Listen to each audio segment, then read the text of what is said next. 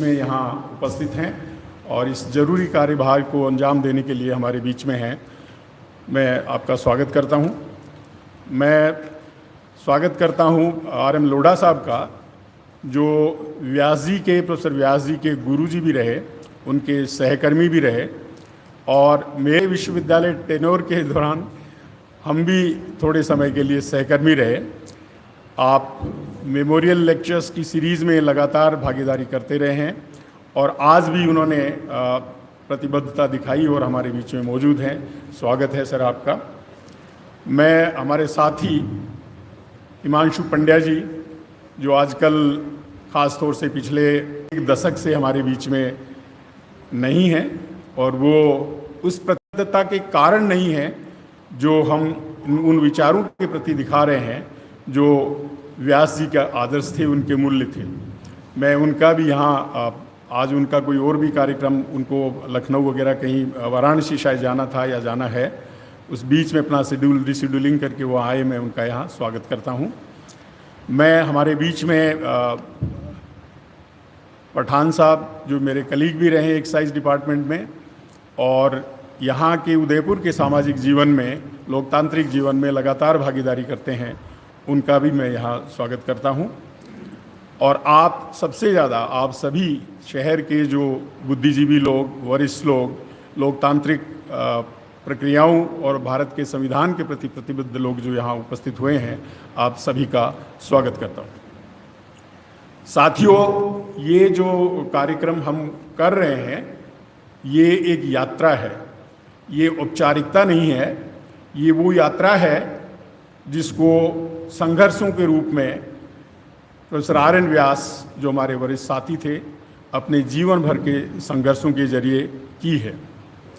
वो कोविड में जाने के पहले उनके अपने सुखाड़िया विश्वविद्यालय के टेन्योर के दौरान तो लोकतंत्र के लिए, सामाजिक न्याय के लिए लड़ने वाले योद्धा के बतौर जाने ही जाते थे। लेकिन जब वो मलेशिया से वापस लौटे तो एक दिन भी उन्होंने सक्रियता ग्रहण करने में नहीं लगाई और किसान आंदोलन में हमारे साथ शामिल हो गए पहले ही दिन से। और पूरे किसान आंदोलन के दौरान वो सक्रिय रहे, किसानों की लड़ाई में साथ रहे। यहाँ तक कि 26 जनवरी की जो किसान आंदोलन के आह्वान पे, किसान नेताओं के आह्वान पे जो रैली निकाली गई, उसमें हम लोगों ने चित्तौड़गढ़ डिस्ट्रिक्ट में 2 SDO हेडक्वार्टर्स के बीच में 20 किलोमीटर की ट्रैक्टर यात्रा निकाली। उसका नेतृत्व व्यास जी ने किया। जब कभी लोकतंत्र पे और संविधान पे हमला हुआ, व्यास जी उसके खिलाफ खड़े होने वाले यहाँ उदयपुर में पहले व्यक्ति होते थे। मुझे याद है जब 2002 में गुजरात में जो कार्नेज हुआ, जो हत्याकांड हुआ व्यापक पैमाने पे एक समुदाय का, जो एक राजनीतिक अभियान जैसा था, उसके खिलाफ हम लोग यहाँ खड़े हुए, तो उसमें व्यास जी सबसे आगे थे। और जनतांत्रिक विचार मंच जो बना, जो बहुत दिनों से जिसके बारे में हम सोच रहे थे, वो एक स्वरूप उसने लिया और उसका पहला कार्यक्रम हमने RCA में किया और उसका जो टॉपिक था, उसका जो बहस का जो मुद्दा था, वो था फांसीवाद की आहट। उसके बाद निरंतर जनतांत्रिक विचार मंच, जब वो यहाँ थे तो सक्रिय था ही, उनके जाने के बाद में भी लगातार यहाँ उसकी सक्रियता बनी रही है। और आज भी समता मंच के साथ में मिलके दूसरे सहधर्मी सहविचार वाले जो ऑर्गेनाइजेशन शहर में हैं, उसके साथ मिलकर वो यात्रा जारी है। आप सब लोग उसके भागीदार भी हैं। अब आप में से बहुत से लोग उसके भागीदार हैं, सहयात्री हैं। तो आज हम जो यहाँ कर रहे हैं वो उसी यात्रा का एक हिस्सा है। आज ये जो संघर्ष हैं जिनको व्यास जी ने लड़ा, जिया, वो आज पहले के मुकाबले सबसे ज़्यादा महत्वपूर्ण हो गए हैं, प्रायोरिटी पे आ गए हैं। हम सब जानते हैं, कहने की बात नहीं है, वास्तव में हमारे लोकतंत्र और संविधान पे खतरा मंडरा रहा है। ये बात आज केवल बुद्धिजीवियों, पत्रकारों और राजनीतिज्ञों के बीच में नहीं, बल्कि ये जन जन के बीच में चली गई है। चुनाव के दौरान हमने देखा कि दूरस्थ पहाड़ी गांव में बैठा हुआ आदिवासी भी ये महसूस कर रहा था कि अगर ये सत्ता और रहती है अगले 5 साल तो देश का संविधान और लोकतंत्र है वो बिल्कुल सुरक्षित नहीं है और किसी भी कीमत पर इस फासिस्ट सत्ता को हमें देश से सत्ताच्युत करना पड़ेगा। वो तो हम लोग कर ही रहे हैं, उसके लिए लड़े हैं, देश के लोग लड़ रहे हैं, इंडिया गठबंधन के रूप में एकीकृत होकर लड़ रहे हैं। लेकिन ये लड़ाई केवल यहाँ थमने वाली नहीं है। ये चुनाव की लड़ाई में हमारा संघर्ष जीत के रूप में परिलक्षित हो या जीत के रूप में परिलक्षित नहीं हो, लेकिन अब ये लड़ाई भारतीय जनता और फासीवाद के खिलाफ खुले रूप में आ गई है। और आज जो हमारा ये आयोजन है उसी के एक हिस्से के बतौर हम देखते हैं। मैं आप सभी लोगों का ज़्यादा समय नहीं लेकर, जो हमारे मुख्य वक्ता और दूसरे वक्ता हैं वो इस पर प्रकाश डालेंगे और मैं इस आयोजन में पुनः आप सभी का स्वागत करता हूं। और मैं माफ़ी चाहता हूं, हमारे परिवार के सदस्य होने के नाते आलोक जी का औपचारिक रूप से मैं स्वागत के शब्द में नहीं बोल पाया, मैं उनका भी यहाँ स्वागत करता हूँ। आप सभी को बहुत बहुत धन्यवाद। Thank you.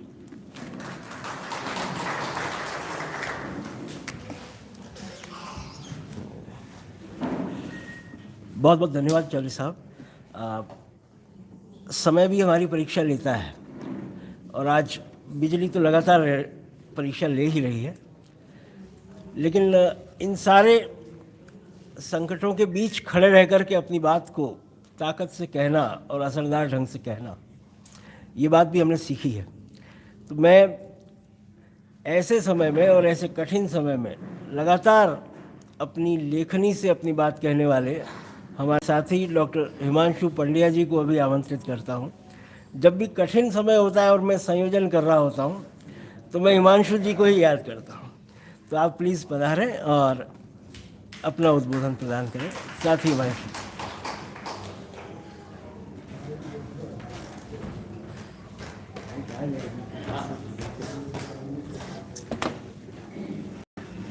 धन्यवाद डॉक्टर साहब, आदरणीय चंडालिया सर, आदरणीय लोढ़ा साहब, आदरणीय भार्गव सर, आदरणीय पठान साहब, भाषा जी, मिश्रा जी, सभा में उपस्थित सभी मित्रगण, मेरे परिवार के सदस्य। ब्रेख्त की एक कविता की लाइन है जो शायद इस समय इस माहौल के लिए बड़ी मौजू है। क्या अंधेरे दौर में भी गीत गाए जाएंगे? हाँ, अंधेरे दौर में ही गीत गाए जाएंगे। तो बेशक अंधेरा है और मैं इस हॉल की बात नहीं कर रहा हूँ, मैं थोड़े बड़े अर्थों में अंधेरे की बात कर रहा हूँ, लेकिन उस अंधेरे में भी चिराग जलाए रखना और बातचीत जारी रखना और लोगों से अपनी बात करते रहना, संवाद बनाए रखना बहुत ज़रूरी है। यही काम प्रोफेसर आर्यन व्यास करते रहे, अब ताउम्र करते रहे, और उनकी स्मृति में आयोजित समारोह में मुझे बुलाना, बस आदेश देना ही काफ़ी था। मुझे बहाना चाहिए था यहाँ आने का और मैं दौड़ करके आ गया हूँ, इसलिए मैं आपका आभारी हूँ। और आप सबको क्या कहूँ, ये मेरा परिवार है। यहाँ इस हॉल में बैठे हुए लोगों में से कम 80% लोग तो मुझे जानते ही हैं, मैं आपके बीच से ही हूँ और इसलिए यहाँ अपने घर में आने के लिए मुझे किसी आमंत्रण की ज़रूरत नहीं थी, इसलिए मैं आपका आभारी हूँ, मुझे आपने यहाँ बोलने का मौका दिया। जैसा कि मैं अपनी बात के शुरू में बोला कि जिन मूल्यों के लिए प्रोफेसर आर्यन व्यास ज़िंदगी भर लड़ते रहे और जिन मूल्यों को याद करके हमें प्रेरणा मिलती है, उन मूल्यों को बचाए रखने की आज ज़रूरत सबसे ज़्यादा है। जैसा कि थोड़ी देर पहले कहा गया था, चुनाव का वक्त है, भाषा जी चुनाव के ठीक बीच में आई हैं, वरिष्ठ पत्रकार हैं, तो चुनाव में क्या होगा, कौन जीतेगा, कौन हारेगा, इस पर मैं बात नहीं करता। मैं नजूमी नहीं हूँ, मुझे आता भी नहीं है और मेरे अनुमान हमेशा गलत साबित होते हैं, ये भी है। लेकिन मैं कुछ ज़्यादा ज़रूरी बात करना चाहता हूँ जो हमारा शीर्षक कह रहा है, संवैधानिक जनतंत्र और बहुमत की तानाशाही। लोकतंत्र बहुमत के शासन का नाम नहीं है। बेशक बहुमत को या बड़ी संख्या का बड़ा वर्ग ये तय करता है कि हम किसे चुनें और कौन हमारा प्रतिनिधित्व करे, लेकिन लोकतंत्र और जनतंत्र या जो भी शब्द हैं, इसमें महत्वपूर्ण शब्द है लोक या जन। लोक और जन वो होता है जिसका हम चेहरा नहीं जानते, वो अनाम व्यक्ति, वो आखिरी व्यक्ति जो सीढ़ी पर खड़ा हुआ है, उसका प्रतिनिधि बन करके संसद में या विधायिका में हमारा प्रतिनिधि जाता है, वो उसकी आवाज़ सुनता है। इसलिए लोकतंत्र में ज़रूरी ये है कि समाज के प्रत्येक व्यक्ति का कुछ मूलभूत अधिकार हैं जो सुरक्षित रहें, और इसमें बराबर मौके पाने का अधिकार भी शामिल है जो आज देश में छीना जा रहा है। महत्वपूर्ण ये नहीं है कि कौन जीतेगा कौन हारेगा, इस देश का लोकतंत्र काफ़ी परिपक्व हो चुका है। पिछले 70 साल में हम लोगों ने कई सरकारें बदलती देखी हैं, सरकारें बहुत आश्वस्ति के साथ जो लोग खड़े होते हैं कि हम तो जीतने ही वाले हैं, वो धड़ाम से गिरते देखे हैं हमने, सरकारें बदलती देखी हैं। कोई कौन जीतेगा कौन हारेगा इतना महत्वपूर्ण नहीं है। महत्वपूर्ण ये है कि इस समय सरकार बदलने के या लोकतंत्र के चुनाव के दौर में हम कितने पायदान नीचे गिर गए हैं और हम लोगों ने समाज को कितना बांट दिया है। ये जो इस शीर्षक का जो दूसरा हिस्सा है, बहुमत की तानाशाही, कि जहाँ पे कुछ समुदायों को, कुछ अल्पसंख्यकों को, कुछ वर्गों को बेगाना कर दिया जा रहा है, उनकी देशभक्ति पर संदेह उठाया जा रहा है, इतनी दरारें हिंदुस्तान में पहले नहीं पड़ी थी। हमारे लिए महत्वपूर्ण नहीं है कि चुनाव कौन जीतेगा कौन हारेगा, हमारे लिए महत्वपूर्ण है जो समाज है ये क्या स्थायी रूप से बढ़ जाएगा, क्या उसे बचाए रखने के लिए हम कुछ कर सकते हैं। बतौर शिक्षक और बतौर साहित्य के विद्यार्थी मेरे लिए वो सवाल ज़्यादा महत्वपूर्ण है। वो जो गंगा जमुनी तहजीब है, जो हमारे देश की जान है, जो शायद इस देश को सैकड़ों वर्ष से चलाती आई है और चलाती रहेगी, क्या हम उस पर अटैक तो नहीं कर रहे हैं? क्या वो खतरे में तो नहीं आ रही है? बाकी चुनाव तो आनी जानी चीज़ें होते रहेंगे यार 5 साल में, ज़रूरी उसको बचाए रखना है। मैं उसी पर थोड़ी सी बात करूँगा, चूँकि साहित्य का विद्यार्थी इसलिए कुछ साहित्य से उदाहरण भी दूंगा। मैं एक छोटा सा वंश आपके सामने पढ़ रहा हूँ।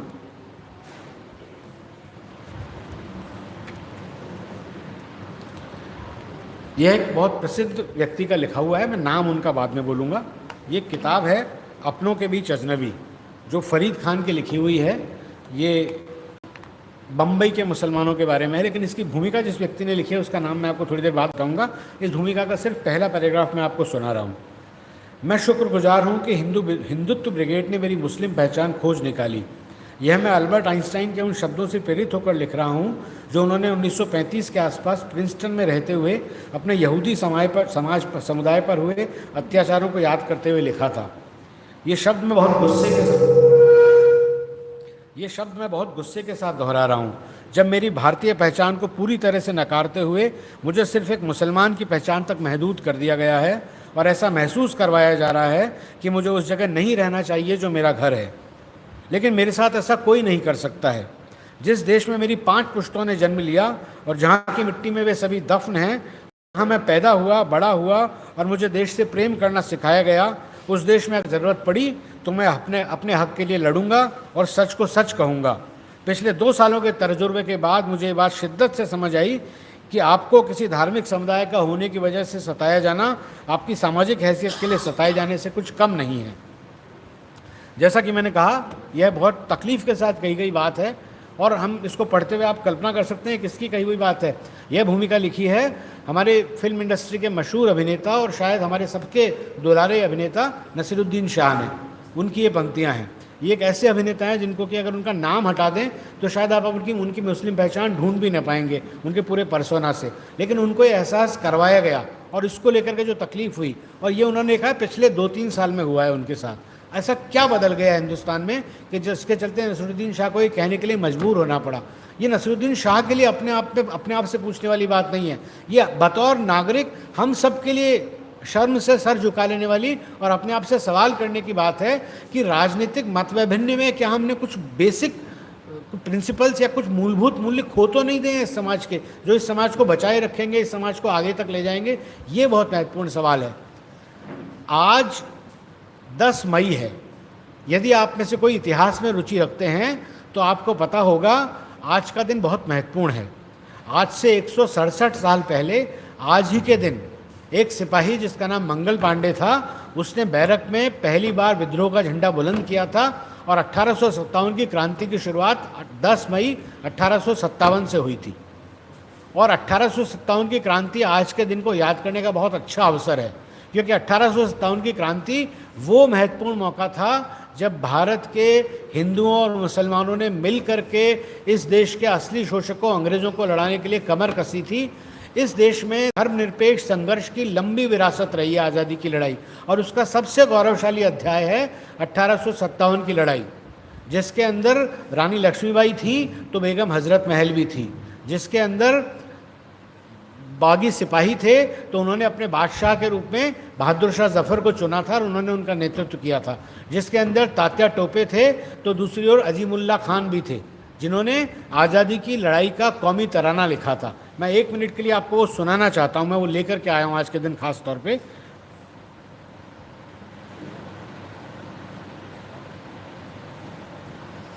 शायद आपने सुन भी रखा होगा, यदि 1857 की क्रांति के बारे में आपने थोड़ा बहुत भी पढ़ा है तो आपने सुन रखा होगा।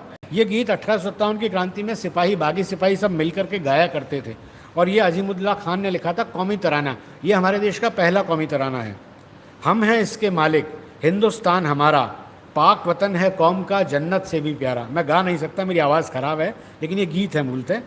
ये है हमारी मिल्कियत, हिंदुस्तान हमारा, इसकी रूहानियत से रोशन है जग सारा। कितनी कदीम कितनी नईम, सब दुनिया से न्यारा, करती है जरखेज़ जैसे गंगो जमन की धारा। ऊपर बर्फीला पर्वत पहरेदार हमारा, नीचे साहिल पर बजता सागर का नक्कारा। इस खाने उगल रही सोना हीरा पारा, इसकी शानो शौकत का दुनिया में जयकारा। आया फिरंगी दूर से ऐसा मंतर मारा, लूटा दोनों हाथों से प्यारा वतन हमारा। आज शहीदों ने है तुमको अहले वतन ललकारा, तोड़ो गुलामी की जंजीरें बरसाओ अंगारा। हिंदू मुसलमान सिख हमारा भाई प्यारा प्यारा, ये है आज़ादी का झंडा, इसे सलाम हमारा। तो ये हमारी विरासत रही है। इस महान विरासत के अंदर अचानक से हम आपस में एक दूसरे को पराया मानने लगे हैं, एक दूसरे के बारे में सवाल करने लगे हैं, एक दूसरे को संदेह से देखने लगे हैं, और ये बहुत चिंता की बात है। मैं ये बात उदयपुर में बैठ करके कर रहा हूँ। 1857 की क्रांति के बारे में जब हम बात करें तो राजस्थान के योगदान पर भी बात करनी जरूरी है। राजस्थान में भी बड़े गौरवशाली अध्याय रहे हैं।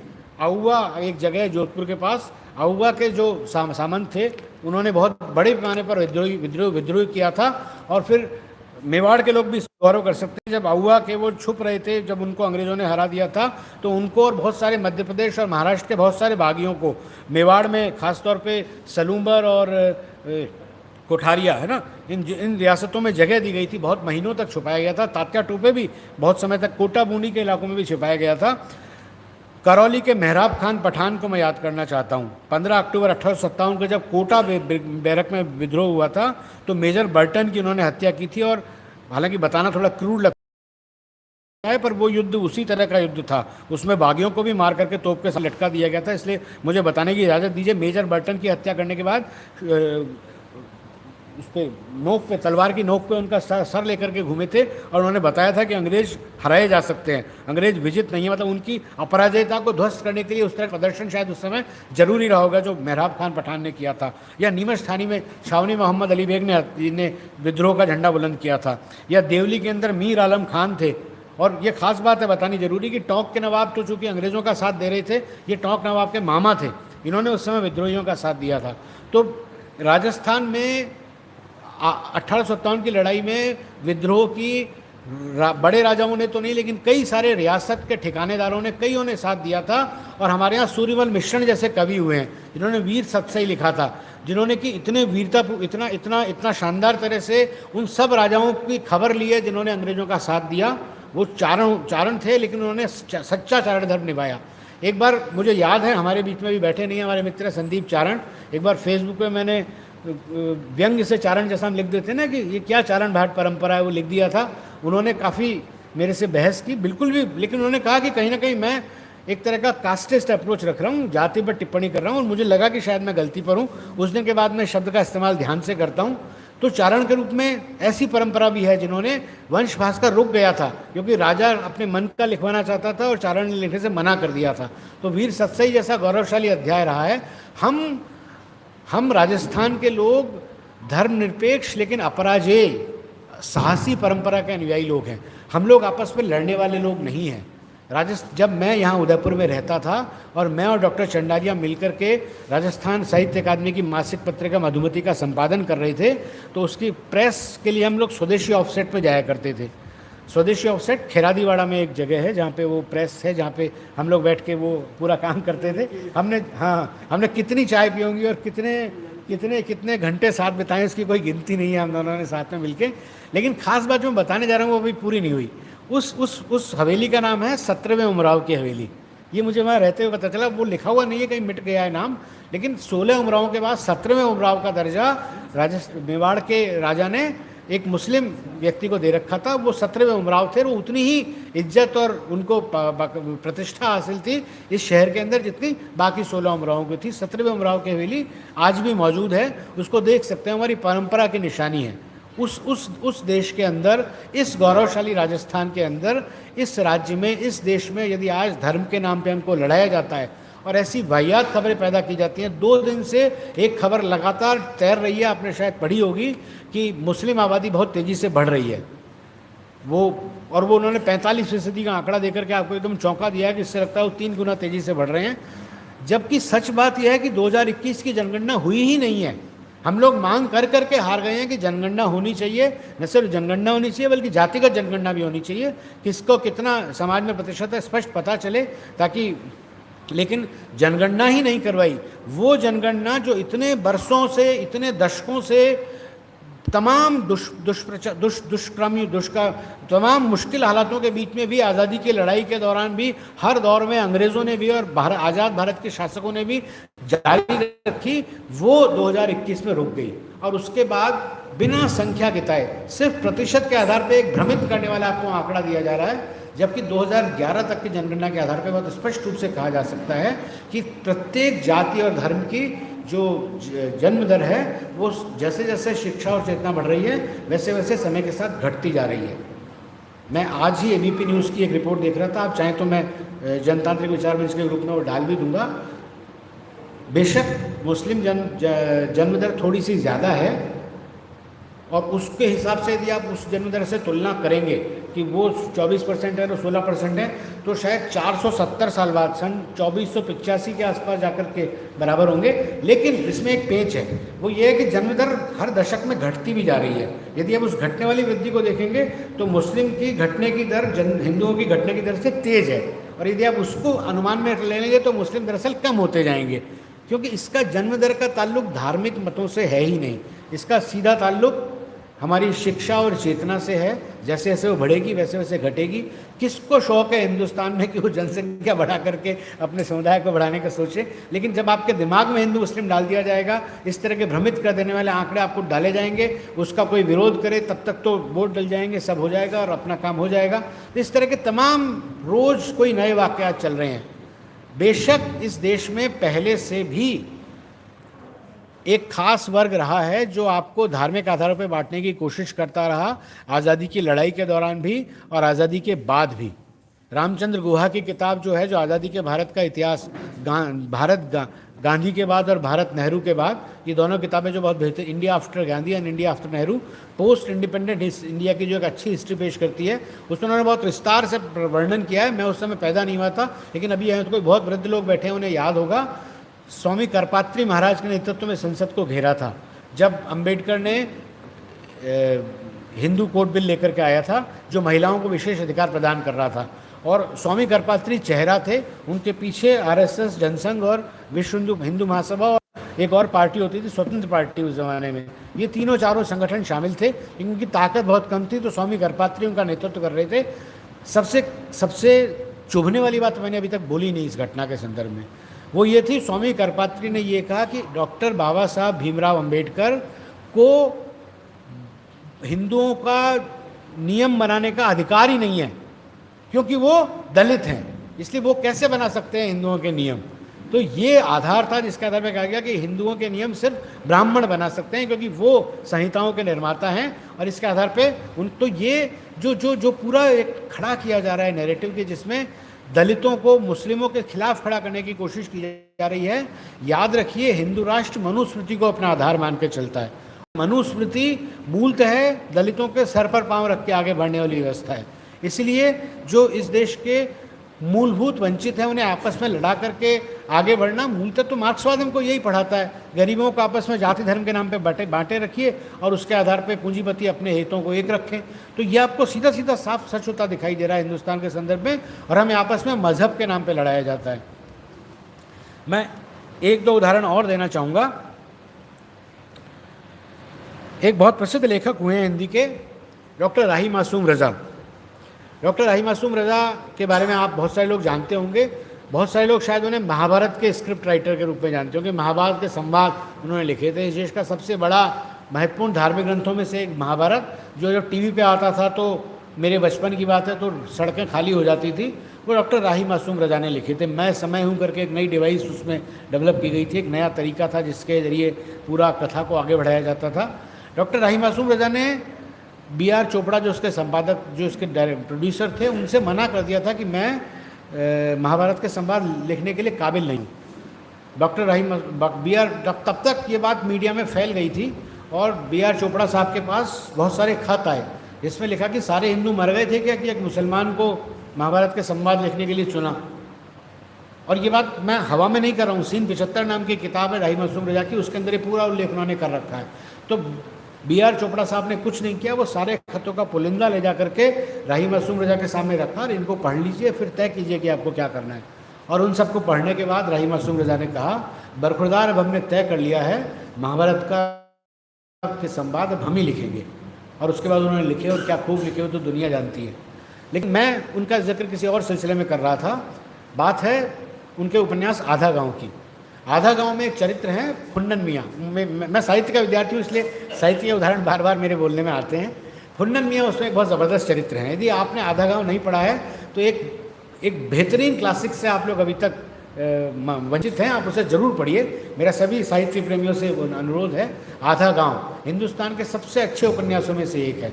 तो आधा गाँव में फुन्नन मियाँ हैं। फुन्नन मियाँ बड़े जोरदार व्यक्ति हैं, गरीब हैं लेकिन बड़े अपने धुन में रहने वाले हैं। इतने ज़बरदस्त है उनका एक किस्सा, उनकी शख्सियत कैसी है इसके बारे में बता रहा हूँ। नवाब साहब के यहाँ पे महफिल चल रही है, एक गायिका आई हुई है जो गा रही है, और एक नवाब साहब का पाया हुआ लौंडा है। लौंडा की व्याख्या मैं नहीं करूँगा, आप समझते होंगे, जो उस समय बीच गायन में ही कुछ हरकतें कर रहा है उलझुल किस्म की। वो उनका मुंह लगा है इसलिए कुछ भी कर सकता है, लोग उसको बर्दाश्त कर रहे हैं। फुन्नन मियाँ थोड़ी देर तक देखते रहते हैं, फिर खड़े होते हैं और उसको घुमा के एक चांटा रसीद करते हैं।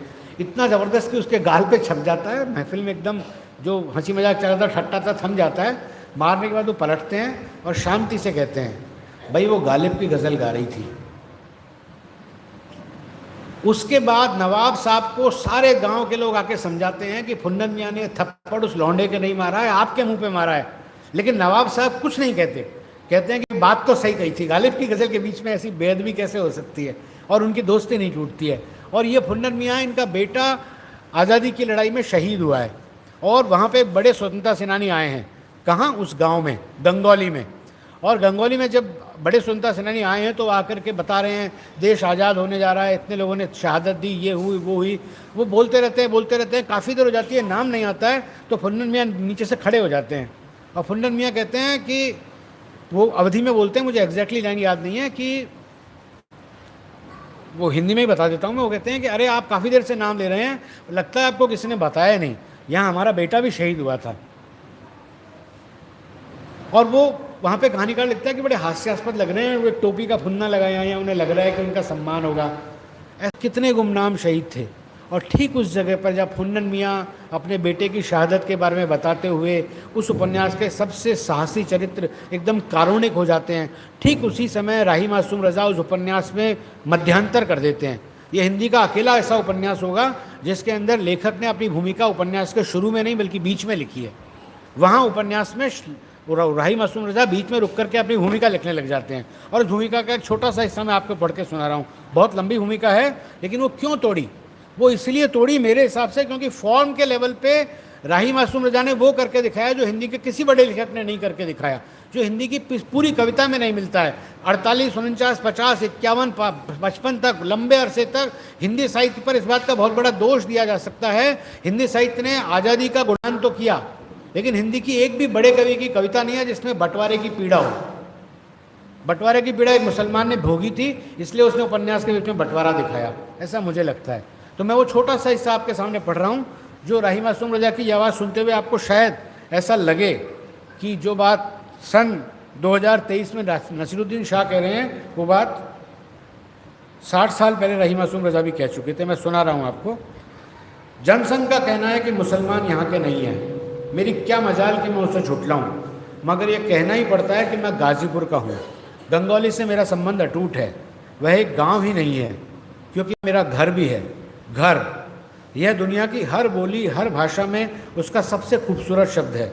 इसलिए मैं उस बात को फिर दोहराता हूँ, मैं गंगौली का हूँ, क्योंकि वह केवल गांव नहीं है। क्योंकि यह शब्द कितना मजबूत है, और इसी तरह के हजारों हजार क्योंकि और हैं।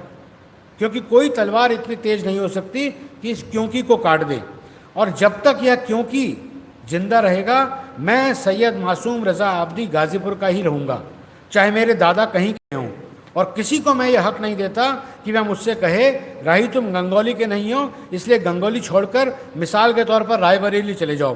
क्यों चला जाऊँ साहब, मैं तो नहीं जाता। मुझे पता नहीं हम हिंदुस्तान के हैं या नहीं, लेकिन हम जहाँ पैदा हुए हैं उस जगह के हम जरूर होते हैं। राही मासूम रज़ा जनसंघ के कहने पर कि मुसलमान हिंदुस्तान के नहीं है, कहते हैं कि हमारी क्या मजाल जो इसको झुटलाएं, हम तो गंगौली के हैं, हम नहीं जानते हिंदुस्तान, हम यहाँ पैदा हुए हैं, हमारी पुश्तें यहाँ हैं, हमारी ओलनाड़ यहाँ गड़ी हुई है। ओलनाड़ समझते होंगे, राजस्थानी का शब्द है। हमारी ओलनाड़ अगर यहाँ गड़ी है तो हम यहीं जिए हैं, यहीं मरेंगे। राष्ट्रीयता अपने आप में एक बहुत खतरनाक शब्द है, मुझे उससे एक बार घबराहट होती है, इसलिए मैं राष्ट्र की बात नहीं कर रहा हूँ, मैं मातृभूमि की बात कर रहा हूँ, मैं उस ज़मीन की बात कर रहा हूँ जहाँ हम पैदा हुए हैं। उस जगह पर रहने वाले व्यक्ति को ये कहने की हिम्मत किसी में नहीं हो सकती कि आप यहाँ के नहीं हैं, आप कहीं और के, आप कहीं और चले जाइए। और बोलने की हिम्मत यही चाहिए जो राही मासूम रज़ा ने कहा कि मुझे कोई गंगौली से ये भी क्यों कहे कि रायबरेली चले जाओ, मैं तो नहीं जाता। हालांकि मुझे जाना पड़ सकता है, सरकार भेज दे तो इसीलिए मित्रों, मैं सिर्फ ये बात कहना चाहता था कि हिंदुस्तान की रवायत मेलजोल की रवायत रही है, हमारे शहर की रवायत मेलजोल की रवायत रही है। इस शहर को बिगड़ने नहीं देना है, इस शहर को बचने नहीं देना है। मैं सन 98 में यहाँ नौकरी करने आया था और सन 2012 तक यहाँ रहा। 13 में मैं चला गया था, 15 साल यहाँ बिताए। उसके बाद पिछले 10 सालों में इस शहर में काफ़ी कुछ बदल गया होगा। मैं अखबार पढ़ करके यहाँ के बारे में जानता था। यहाँ 2 बड़ी घटनाएं हुई थी जो देश में छाई रही थी। 2 मौतें हुई थी, एक राजसमंद में हुई थी, एक मुस्लिम की, और एक यहाँ हाथीपोल में हुई थी, एक हिंदू की, जहाँ दूसरे मजहब के लोगों ने किसी और मजहब के लोगों को मारा था। 2 पागलों ने 2 जगह मारा था और उदयपुर देश के नक्शे पर आ गया था। और जब पहली वाली दूसरी घटना की बात नहीं कर रहा हूँ, वो बात की है जब पहली वाली घटना हुई थी, उसके बाद जब आंदोलन चला तो कुछ खास विचारधारा के लोगों ने कोर्ट को घेर लिया था और कोर्ट के ऊपर भगवा झंडा फहराया था और उसकी खबरें पूरे देश में चली थी, उसकी फोटो आई थी। मैं उसको देख करके बहुत बेचैन रहा। मुझे लगा कि ये मेरा उदयपुर नहीं है, ये वो उदयपुर नहीं है जहाँ मैं साथ था। मेरा उदयपुर आप सब हैं, मेरा उदयपुर आप सब से बनता है। ये आप सब जो बैठे हैं मेरे परिवार का हिस्सा है, मैं आपका भाई हूँ। लेकिन उस उदयपुर को देख कर लगा कि मैं उस उदयपुर को नहीं पहचानता हूँ। उस दिन मैंने व्यथित होकर के कविता लिखी थी। मैं उस कविता से अपनी बात खत्म करूँगा आज की। मैं वो कविता आपको सुनाना चाहता हूँ। शायद यहाँ कुछ दोस्तों ने वो कविता सुन रखी हो सकती है। 1 मिनट दीजिए, मैं ज़रा निकाल लूँ। इसका शीर्षक है घोषणा पत्र।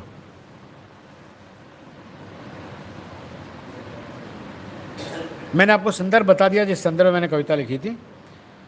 आपको यह नौकरी क्यों चाहिए? किसी को भी नौकरी क्यों चाहिए होती है चपंडुक? बहरहाल मैंने गुरु गंभीर चेहरा बनाकर कहा, आपको सच सुनना है या आदर्शवादी उत्तर? सच सच। किसी रहस्य को जानने के रोमांच से वे उत्फुल्लित हो उठे। मैंने उन्हें निराश नहीं किया। असल में मुझे शादी करनी है और उसके लिए अपने पाँव पर खड़ा होना जरूरी है। तीर ने मलय केतु को भेद दिया। 4 महीने में मैंने वादा भी निभाया और उस झीलों के शहर में 1 जोड़ी बिस्तर और 4 मुड्ढों के साथ हमने गृहस्थी शुरू की। बाजार चलो 8 बजे प्रज्ञा कहती, ये मुंबई नहीं है मेरी जान, यहाँ दुकानें 8 बजे बंद हो जाती हैं। फिर मुंबई की लड़की के लिए शहर ने थोड़ा बदलना शुरू किया और थोड़ा हमने उस शहर को खोजना शुरू किया जो देर तक जागता था। हमने इस शहर में एक दूसरे से इश्क किया। हमने इस शहर से इश्क किया। इस शहर ने हमें कितना कुछ सिखाया। लाला राम ने स्कूटर चलाना सिखाया। लाला राम यहाँ बैठा है, हाँ वो रहा। इस शहर ने हमें कितना कुछ सिखाया। लाला राम ने स्कूटर चलाना सिखाया, शैलेंद्र ने कार चलाना सिखाया, आशुतोष जी ने फर्स्ट डे लास्ट शो देखना सिखाया। मेरे विद्यार्थियों ने मुझे शिक्षक बनना सिखाया जो कि बेशुमार थे और हर गली हर सड़क पर मिल जाते थे। इसलिए प्रज्ञा हाथ पकड़ती तो मैं झटक देता। Do not indulge in PDA। PDA मतलब पब्लिक डिस्प्ले ऑफ अफेक्शन। पर यह शहर मेरी तरफ नहीं प्रज्ञा की तरफ था। वह खुश होता था। हम इस शहर में क्यों ठहर गए, इसकी कहानी दंत कथाओं सरीकी है जो तब शुरू हुई थी जब टोंक के वनस्थली विद्यापीठ में सन 70 के आसपास काकाजी बाबा ने अपने मझले बेटे से कहा था, कितनी सुंदर जगह है सुमता, तू तो यहीं रह जा। पिताजी सुनाते थे तब कहते थे, मैं उनका सबसे कमज़ोर बच्चा था। पिताजी सुनाते थे तब कहते थे मैं उनका सबसे कमज़ोर बच्चा था, उन्हें लगता था इसकी बड़ी शहर में कहाँ निभेगी। और ठीक 30 साल बाद अप्पा ने प्रज्ञा का हाथ अपने हाथ में लेकर बोला, कितनी सुंदर जगह है, तुम तो यहीं रह जाओ। और मुझे चेतक से स्वरूप से अगर जाती वो बलखाती सड़क भी याद है जहाँ ये बोला गया। उन्हें कैसे पता चला? मुकुंद राम पंड्या ने जब ये वाक्य बोला होगा, मुकुंद राम पंड्या मेरे बाबा, मुकुंद राम पंड्या ने जब ये वाक्य बोला होगा तब दत्तात्रेय गांधी प्रज्ञा के नाना, मुकुंद राम पंड्या ने जब ये वाक्य बोला होगा तब दत्तात्रेय गांधी शायद अपने स्कूल से छूटकर सब्जी लेते हुए विले पार्ले की रामानंद सोसाइटी में अपने घर जा रहे होंगे और शायद पछुआ हवाओं के साथ तैरता ये वाक्य उन तक पहुंच गया होगा। हम शहर में बस गए, जैसे झील में घुल जाती है चांदनी, जैसे हवाओं में घुल जाती है गंध, जैसे नींद में घुल जाता है सपना, जैसे अपनों में घुल जाता है कोई अपना। हमने गाने गाए, नारे लगाए, कविताएं पढ़ी पढ़ाई, भागे हुए लड़के लड़कियों की शादियां कराई, जान से प्यारे कॉमरेड्स के साथ दिसंबर के धरने में कलेक्ट्रेट पे तंबू में रातें बिताई, फतेह सागर पर आवारागर्दी की, दिल्ली गेट पर मानव श्रृंखला बनाई, नाटक किए, पोस्टर बनाए, दोस्तों के साथ जाम टकराए। गरज के जिस शहर में हमारा इश्क परवान चढ़ा उस शहर को हत्यारों के हवाले कैसे कर दें? ये तो नंद चतुर्वेदी का शहर है, या तो युवराज सिंह झाला का शहर है, या तो फरहत बानो का शहर है, या तो कॉमरेड कचरूमल का शहर है, या तो असिस्टेंट कमांडेंट सौम्या मोहन का शहर है जो हमारी बहसें सुनते हुए कब बड़ी हो गई पता ही नहीं चला, या तो मेहर, गणपत, पल्लव और अरविंद का शहर है जो कहीं भी जाएं थोड़ा उदयपुर अपने साथ ले जाएंगे, या तो उदयपुर फिल्म सोसाइटी के साथियों का शहर है जो हर स्क्रीनिंग के बाद नए खत्म होने वाली बहस करते हैं। यह शहर हमसे छूट गया और जब प्रज्ञा रो रही थी तब मैंने उससे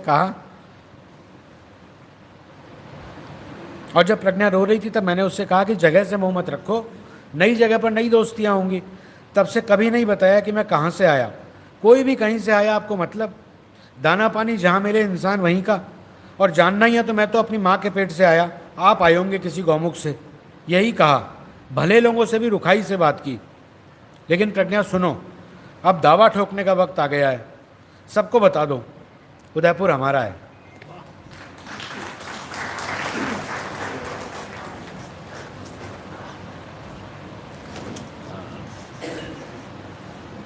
बहुत बहुत शुक्रिया हिमांशु जी। लगभग कितने 20-30 साल आपने दोबारा जी, जैसे वो सारे साल हम जी गए वापस इस कविता से, तो बहुत बहुत शुक्रिया आपका। और इस बीच ये बात मैं सिर्फ इसलिए कह रहा हूँ कि जिस शहर की बात हिमांशु जी कर रहे थे वो शहर मौजूद है अभी यहाँ, और अलग अलग नामों से हम लोगों को पहचानते हैं, लेकिन वो सब लोग मिलकर के वही शहर बनाते हैं जिसको हिमांशु जी इश्क करते हैं और हम सब लोग इश्क करते हैं। तो मैं इस बीच जो हमारे मित्र और अतिथि पधारे हैं इस हॉल में, एक बार उनका नाम लेकर के स्वागत करना चाहता हूँ। हमारे बीच प्रोफेसर NS राठौड़ साहब पधार गए हैं, आबिद अदीब साहब पधार गए हैं, प्रोफेसर अरुण चतुर्वेदी साहब और हिम्मत सेठ जी तो बहुत पहले ही पधार गए थे। सलूम्बर से करण सिंह जी पधार गए हैं,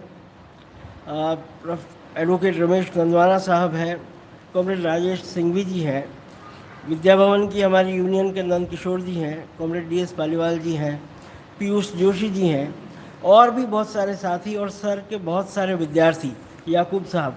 मैं सबको जानता हूँ, सबके नाम भी लेना चाहता हूँ, लेकिन इतना वक्त शायद नहीं है। लेकिन जो मैं इसलिए प्रेरित हुआ ये बात कहने के लिए कि दिनेश माली जी भी हमारे बीच हैं। एक विविधतापूर्ण संसार और एक आपस में मोहब्बत करने वाले लोगों का संसार, ये हमारा शहर है, और इस शहर को किसी की नज़र हम लगने नहीं देंगे, ये मेरा दावा है, और यही हमारी ताकत है। किसी से डरने वाले हम लोग नहीं हैं। ये बात हमने सर से सीखी है। मैं व्यास सर का शायद वह विद्यार्थी हूँ जो शायद सबसे लंबे समय उनके साथ रहा, लगभग 42 साल। तो उनके साथ रहते रहते इतनी ताकत तो आ गई है कि किसी से डरने का सवाल नहीं है, और हम इस मुल्क को बर्बाद होने नहीं देंगे किसी कीमत पर। तो इन्हीं शब्दों के साथ मैं अब प्रोफेसर RM लोढ़ा साहब को आमंत्रित करना चाहता हूँ। सर RN व्यास साहब के गुरुजी भी रहे और उनके सहकर्मी भी रहे। आप पधारें और आशीर्वाद प्रदान करें और दो शब्द साहब के बारे में।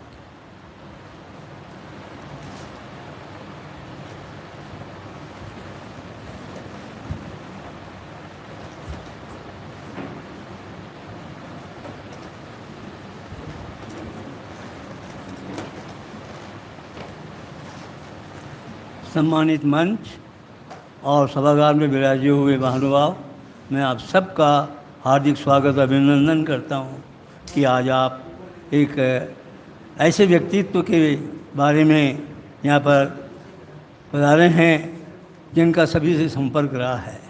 मेरा उनका व्यक्तिगत संपर्क विद्यार्थी के नाते, सहायक अपने सहकर्मी के नाते बहुत ही सुदृढ़ रहा। सामान्यतः व्यक्ति 3 डायमेंशनल होता है, लेकिन आर्यन व्यास साहब मल्टी डायमेंशनल थे। उन्होंने शिक्षा क्षेत्र में कार्य किया, लेखन क्षेत्र में कार्य किया, शोध का कार्य किया, लेकिन किसी भी शिक्षक ने इस प्रकार के राजनीतिक सुदृढ़ विचारधारा का परिपोषण नहीं किया।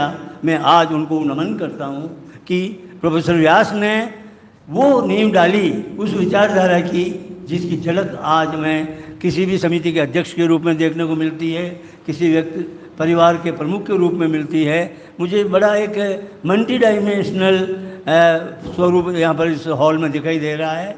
अंत में मैं इस समिति को बहुत बहुत धन्यवाद और आभार व्यक्त करता हूँ कि हालांकि उन्होंने अपना 4th डायमेंशनल राजनीतिक विचारधारा के रूप में विकसित किया और वो ही विचारधारा इस हॉल में विराजी हुई है, दूसरी विचारधारा नहीं है।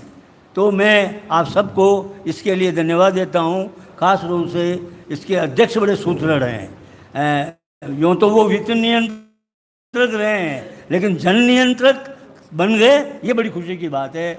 चौधरी साहब बहुत ही संगठन वाले व्यक्ति हैं। आप सब लोग इस मौके पर पधारे, मैं आपका हार्दिक अभिनंदन करता हूँ। नमस्कार। नमस्कार।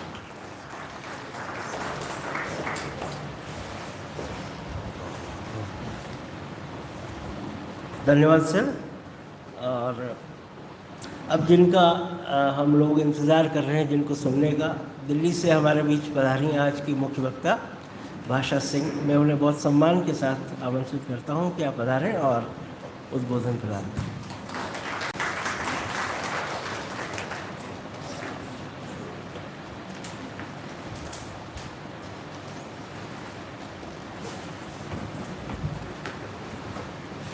मंच पर बैठे तमाम सम्मानित वरिष्ठ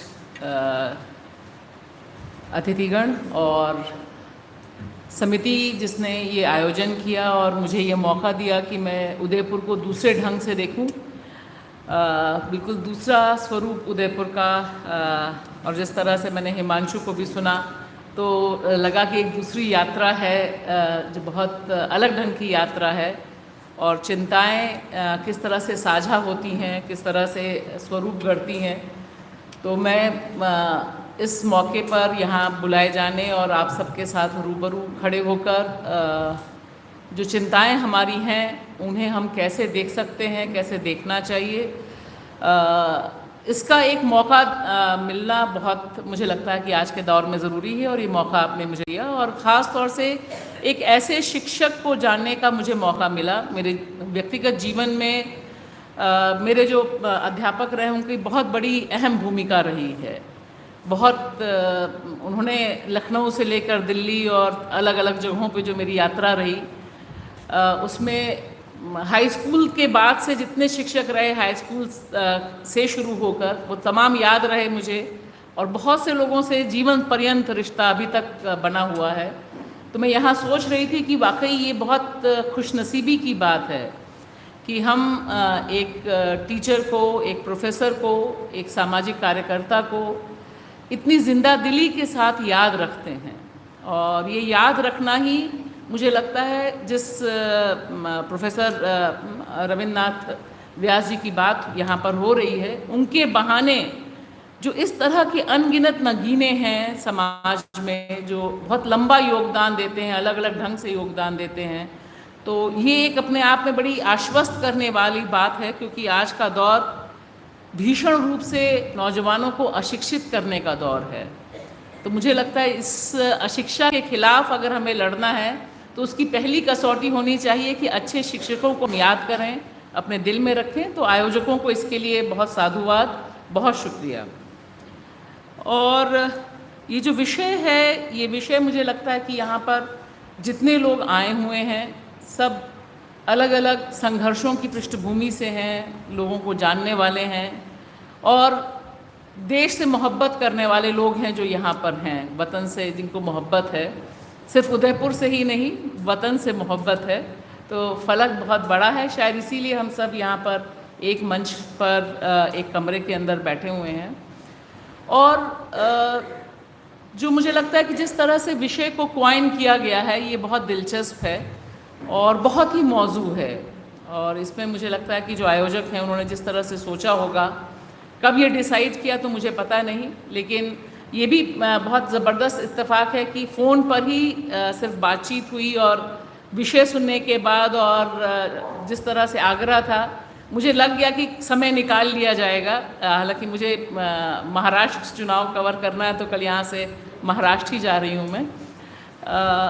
देखिए, 2-3 चीज़ें मैं ज़रूर यहाँ रखना चाहूँगी कि हम बात जिस दौर में कर रहे हैं, जिस समय में कर रहे हैं, 2024 में जब हम सब यहाँ पे जमा हैं, देश की संसद के आधी सीटों पर लोगों ने मतदान दे दिया है।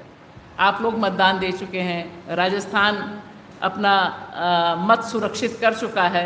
ईवीएम में कितना सुरक्षित रहेगा वो अलग बात है, वोट परसेंटेज बढ़ घट रहा है वोट डालने के बाद भी। लेकिन जो संवैधानिक जनतंत्र और बहुमत की तानाशाही जो विषय है, अब ये महज इत्तेफाक है कि मैं जब इस पूरे चुनावी प्रक्रिया को देख रही थी, लोकतंत्र की प्रक्रिया को देख रही थी, तो मुझे लगा कि 2024 का यह चुनाव इसलिए बहुत ख़ास है, संभवतः यह पहला चुनाव है जिसमें देश के कॉन्स्टिट्यूशन पर इतनी डिबेट हो रही है। मैं 96 से मेन स्ट्रीम जर्नलिज्म में हूँ, तमाम चुनाव कवर किए मैंने, लेकिन मुझे याद नहीं पड़ता कि पक्ष और विपक्ष दोनों ही इतनी शिद्दत से कॉन्स्टिट्यूशन पर बैटिंग और बॉलिंग कर रहा हो। तो ये एक अपने आप में बहुत अनूठी बात है कि तमाम जगहों पे इस तरह की सभाएं, इस तरह की मीटिंग्स भी हुई कि देश के कॉन्स्टिट्यूशन को बचाना चाहिए, संविधान बचाओ यात्राएं निकली, राजस्थान में भी निकली। मैं 2-3 यात्राओं की साक्षी रही हूँ, उनको कवर करने गई। तो अब आप देखिए कि इतने साल हो गए देश के कॉन्स्टिट्यूशन को आए, 1950 से देश में कॉन्स्टिट्यूशन है, और 24 में जिस तरह का संकट देश के कॉन्स्टिट्यूशन पर है और उसको बचाने की बात दोनों ही पक्ष कर रहे हैं। मतलब ये भी बहुत क्लासिक है कि दोनों ही पक्ष कर रहे हैं। मोदी जी भी कह रहे हैं कि उधर से हमला हो जाएगा, कॉन्स्टिट्यूशन ख़त्म हो जाएगा। इधर से जो इंडिया गठबंधन है, विपक्ष है, वह भी कह रहा है कि ख़त्म हो जाएगा। यानी आज की तारीख में अगर मुल्क को बचाने की बात है तो कॉन्स्टिट्यूशन ही सबसे बड़ा सेवियर दिखाई दे रहा है। और इसी क्रम में मैं जिक्र करना चाहूँगी कि जब मैं शाहीन बाग कवर कर रही थी, उस पर रिपोर्टिंग कर रही थी, तो उसकी जो मुझे सबसे यूनिक बात लगी, तमाम आंदोलनों के अलावा संभवतः वह देश का पहला आंदोलन इस तरह का था आज़ाद भारत का, जिसमें नॉन दलित पॉपुलेशन के लिए, मूवमेंट के लिए अंबेडकर और कॉन्स्टिट्यूशन सबसे बड़े आइकन थे, औरतों के लिए सबसे बड़े आइकन थे। नहीं तो हम जहाँ पर भी बाबा साहब भीमराव अंबेडकर को मूवमेंट में देखते थे तो ये मान लिया जाता था कि ये दलितों का, वंचितों का आंदोलन होगा।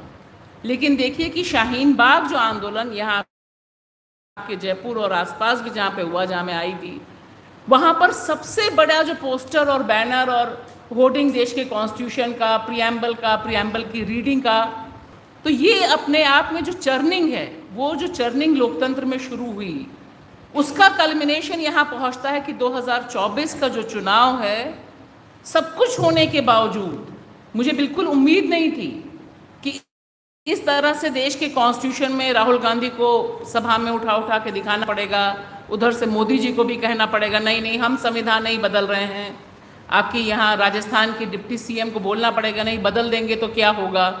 तो ये देखिए कि ये जो एक फैक्टर है भारतीय लोकतंत्र का, ये बहुत इंटरेस्टिंग फैक्टर है। यानी खतरा इस लेवल पर पहुंचा है कि आज की तारीख में कॉन्स्टिट्यूशनल जो क्राइसिस है वो तकरीबन इस्टेब्लिश है दोनों तरफ से कि संविधान संकट में है, संविधान पर हमला है, यानी लोकतंत्र पे हमला है।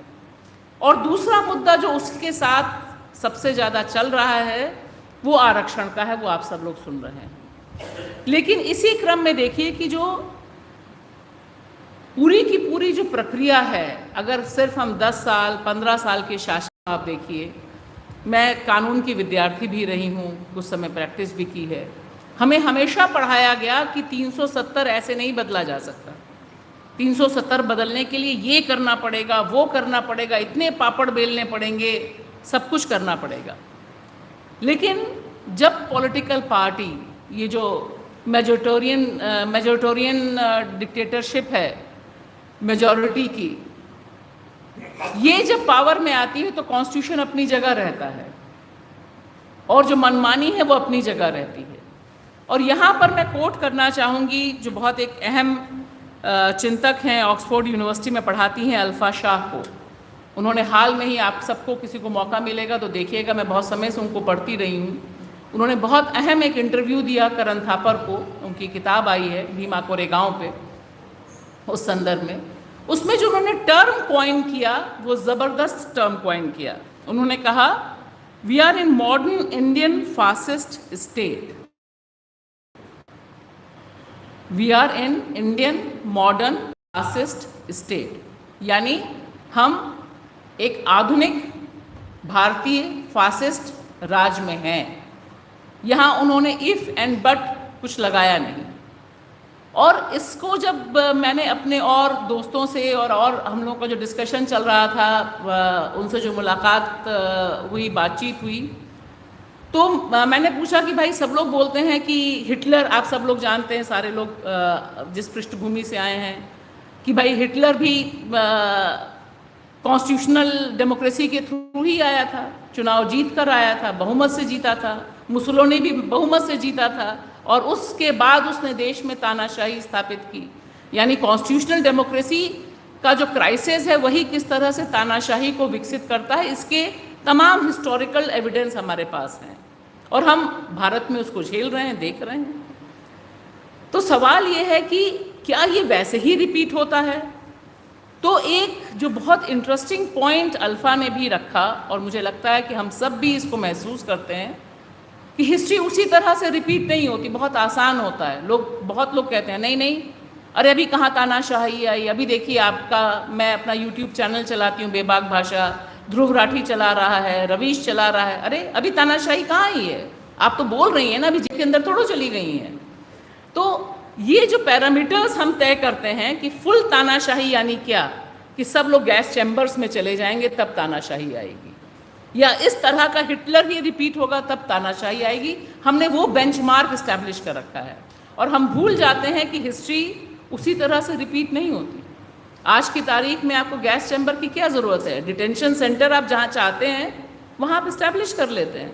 हम तो देख ही के आए हैं ना, असम जब हम कवर कर रहे थे तब तो हमने देखा ही था कैसे डिटेंशन सेंटर बने थे जिसमें तमाम लोगों को रखा जाता था।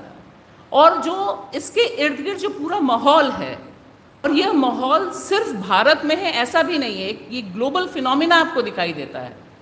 2-3 जो नए टर्म्स आए हैं जिनको हमें समझने की बहुत ज़रूरत है, और उनको समझ के लगता है कि किस तरह से भारत में जो चीज़ें घटित हो रही हैं और जो विदेश में घटित हो रही हैं उनमें क्या साम्य है, किस तरह से जो पूंजीवाद का संकट है, किस तरह से जो गहरा संकट हो रहा है पूंजीवाद का। क्योंकि हमें पढ़ाया गया कि ग्लोबल गांव होता है, कहीं भी जा सकते हैं, कहीं भी नौकरी कर सकते हैं आप, मार्केट जो है लेबर को फ्री करता है, यही सब पढ़ाया लिखाया गया ना। जो लोग पूंजीवाद के लिए प्रमोट करते थे, जितने आर्थिक चिंतक थे जो आज विपक्ष में भी बैठे हुए हैं, तो वहाँ पर ये सारी चीज़ें शुरू हुई। लेकिन देखिए जो टर्म चेंज होता है वो कैसे टर्म चेंज होता है। आज जो सबसे बड़ा टर्म है वो इस्लामोफोबिक से भी ज़्यादा जेनोफोबिक है। जेनोफोबिक यानी जो लोग बाहरी लोगों से डरते हैं, आपको डर है बाहर के लोगों से आने का, जैसे अभी जो इंग्लैंड ने किया, सुनक ने किया, क्या किया कि बाहर से जो लोग माइग्रेंट आए हुए हैं, जो शरणार्थी हैं, उनको कहा कि आप बस रवांडा भेजा जाएगा, और इसके लिए उन्होंने पूरी की पूरी तैयारी कर ली और पक्ष विपक्ष दोनों इसके लिए तैयार हो गए, सारे हंगामे के बावजूद। तो ये जो जेनोफेबिक शब्द है और इस्लामोफोबिक शब्द है, यानी इस्लाम से नफरत करने वाला, चिढ़ने वाला, और देखिए इन दोनों के बीच की जो समानता है, द ग्रेट यूरोप का रिनेसा, जिस पे अनगिनत चीज़ें लिखी गई हैं, वहाँ पर इटली में आज की तारीख में वह पार्टी शासन कर रही है जो मुसोलिनी को अपना मसीहा मानती है। फ्रांस उसी कगार है जहाँ पे बाहर से आए हुए लोग, मजदूर और तमाम लोग, उनको लेकर इस्लामोफोबिक मुसलमानों के प्रति एक भीषण नफरत सत्ता में है। फिनलैंड जैसा राज्य देश। तो ये जो एक ग्लोबल फिनोमिना हमें दिखाई देता है कि जहाँ पर हम फैलने के बजाय, जैसे ही आर्थिक संकट आ रहा है, हमें लगता है कि सिर्फ राजस्थान के लोगों को नौकरी मिले, महाराष्ट्र के लोगों को लगता है सिर्फ महाराष्ट्र में रहने वालों को नौकरी मिले, ये जो बाहर के बिहारी और बंगाली और यूपी के लोग आ रहे हैं इनको नौकरी ना मिले। अब ये कनेक्ट कीजिए तो किस तरह की ये दीवारें हैं। मैं यहाँ हिंदू मुसलमान दीवारों की बात ही नहीं कर रही हूँ, मैं यहाँ बिल्कुल दूसरे ढंग की जो दीवारें खड़ी हुई हैं उनकी बात कर रही हूँ। और इसके आधार पे देखिए और तब आप जज कीजिए, जो हमारा देश में CAA आया, नागरिकता संशोधन कानून आया, वो बेसिकली क्या है? वो यही है, जेनोफेबिक है कि आप बाहर से सिर्फ और सिर्फ कुछ ही लोगों को लेंगे, उन्हीं धर्मों को लेंगे, मुसलमानों को नहीं लेंगे, नागरिकता को बांटेंगे, क्योंकि पूरे समय एक ये डर बैठाया जाता है कि अगर वो उन लोगों की संख्या बढ़ गई, वे लोग ज़्यादा आ गए। और यह चुनाव तो इस मामले में भी बहुत ख़ास है कि जो बहुसंख्यवाद है वो जो खौफ पैदा करता है। जब हम आप यहाँ बैठे हुए हैं, हम बात कर रहे हैं कि साथ रहना चाहिए, मोहब्बत होनी चाहिए, इसी राजस्थान से मंगलसूत्र का जुमला चला ना, इसी मंगलसूत्र का जुमला चला, इसी राजस्थान से कन्हैया का पूरा प्रकरण सबके सामने आया। तो आप देखिए कि जहाँ पर अमन चैन एक बुनियादी कल्चर है, वहाँ पर जो खौफ पैदा किया जाता है, जो एक डर पैदा करने का एक कल्चर है, दरअसल वही तो एक मेजॉरिटी का है ना। जब हम आप बात कर रहे हैं, अगर आप एक्स प्लेटफॉर्म पे जाके देखिए तो ट्रेंड कर रहा है हिंदू खतरे में है। क्यों? क्योंकि उनको वोट चाहिए, क्योंकि उनको लग रहा है कि हिंदू मंगलसूत्र क्यों उछाला गया, क्योंकि उनको लगा कि इस बहाने हिंदू औरतों को एक साइड, हिंदू लोगों को एक साइड यूनाइट किया जा सकता है, डर पैदा किया जा सकता है कि आपका सुहाग तक चला जाएगा, एक्सरे मशीन आ जाएगी, सब कुछ। तो इसके पीछे जो एक नफ़रत की फैक्ट्री इस तरह की है, और उस नफ़रत की फैक्ट्री के पास ऐसी ताकत है जिसने सारे लोकतंत्र के जितने खंबे हम आप पढ़ते हुए आए हैं उन सबको लम्बलेट कर दिया है, इंक्लूडिंग जुडिशरी। इतनी नफ़रत वाली बातें हो गई, मुसलमानों को घुसपैठिए की बात हो गई, हिंदू औरतों को डराने की बात हो गई, सब कुछ हो गया। लेकिन आप देखिए कहीं से भी सिस्टम में एक कंट्रोल का नोशन, एक कंट्रोल कैसे किया जा सकता है, इसका नोशन नहीं आया। और उसमें सबसे बड़ा जो संकट है, जो बतौर महिला मुझे लगता है कि जो सारी लड़ाई चल रही है बहुसंख्यवाद की, वो दरअसल हिंदू औरतों के शरीर पर चल रही है, हमारे शरीर पे चल रही है, हमारी कोख पर चल रही है। क्यों? क्योंकि अब धीरे धीरे गांव देहात जब भी मैं रिपोर्ट करने जाती हूँ, ये सिलसिला तकरीबन 10 साल से है, 10 साल से लगातार मैंने इसको डॉक्यूमेंट किया है। आप भी टटोल के देखिएगा आसपास किस तरह से हिंदू औरतों के भीतर ये डर पैदा करना, हिंदू मर्दों के भीतर, कि आप अल्पसंख्यक हो जाएंगे, यानी आप ज़्यादा बच्चे पैदा नहीं कर रहे। और यहाँ बच्चे पैदा करने का अर्थ सिर्फ और सिर्फ लड़के पैदा करना है, और यह सब पब्लिक डोमेन में है। ऐसा नहीं है कि ये सब यूट्यूब्स पे चलते हैं, इन साधु संतों के यहाँ, चाहे बागेश्वर हो, चाहे यतीनानंद हो, सारे लोग, मैं तो नाम लेके बात करती हूँ, मुझे डर नहीं लगता, ये सब हम हिंदू औरतों के ऊपर खेलते हैं और यह बताने की कोशिश होती है कि आपको कम से कम 4 लड़के तो पैदा करने ही हैं। तो अब आप देखिए, जो पूरी थ्योरी चल रही थी, जो हमारी सारी लड़ाई थी कि हमें अपने शरीर पर हक हो, हमें अपनी कोख पर हक हो, हमें अपने चुनाव पर हक हो, यही लड़ाई है ना हमारी, कि हम डिसाइड करें कि हम पढ़ना चाहते हैं कि नहीं पढ़ना चाहते हैं। तो पढ़ाई लिखाई तो गई तेल लेने। अब तो आपको ये बताया जा रहा है कि अगर महिला बैठी हुई है और उसके गले में मंगलसूत्र नहीं है तो वो खुलेआम 25-26 साल का लड़का जिसको बाबा लोगों ने बैठा दिया, वो कहता है कि खुला प्लॉट हो गई हो तुम्हें कोई भी ले जा सकता है। तो ये देखिए, जो रिवर्सल है मनुवाद की तरफ, ये सिर्फ संविधान पर ही हमला नहीं है, ये हमारा जो बुनियादी राइट है इक्वालिटी का, उस पर हमला है कि हम बराबर हैं। हम बड़ी मुश्किल से चाहते हैं कि हम पढ़ें, हम आगे बढ़ें, हमारे घर में बच्चियां आगे बढ़ें, बच्चे आगे बढ़ें, लड़का लड़की का भेदभाव खत्म हो। वो एक चुटकी में खत्म हो जाता है कि लड़का नहीं, लड़कियां कितनी। और आप देखिए, अगर यह क्रम रोका नहीं गया, ये खौफ रोका नहीं गया, इन करोड़ों लोगों के जो बाबा बैठे हुए हैं, जो इस तरह का नकली हिंसक हिंदुत्व फैला रहे हैं, तो किस तरह से औरतों की जिंदगी तबाह हो रही है। और ये जो तबाही है, ये एक बिल्कुल दूसरे ढंग की तबाही है, क्योंकि इससे हमने जितनी मुश्किल से अभी तक जो अधिकार हासिल किए हैं, जैसे मान लीजिए उसी तरह के अधिकार जैसे लेबर, जो श्रमिकों को अधिकार मिले थे, वो एक चुटकियों में चले गए ना, लेबर लॉ अमेंडमेंट के जरिए। अब आपको पूरी संघर्ष दोबारा से रिवर्स में करना पड़ेगा कि कैसे होगा। ये जो छोटी छोटी कड़ियाँ अलग अलग दिखाई देती हैं, दरअसल ये एक व्यापक कड़ी का हिस्सा है। और उस व्यापक कड़ी में अगर आप देखिए तो कॉन्स्टिट्यूशन अपनी जगह मौजूद रहता है। देश में कॉन्स्टिट्यूशन अपनी जगह है, 370 हट गया, कोई दिक्कत नहीं। हम तमाम उत्तर भारतीयों को कोई फर्क नहीं पड़ता, क्योंकि हम पहले से ही कश्मीर को अपना दुश्मन मानते थे। समझा रखा था कि है तो स्वर्ग लेकिन ठीक नहीं है, वहाँ सब टेररिस्ट बनते हैं, ये बनते हैं, यही सब लोग सोचते थे। अधिकांश नॉर्थ में पूरे लोग, सब लोग यही सोच रहे थे कि अब वहाँ से लड़कियाँ लाएंगे, यही चल रहा था ना।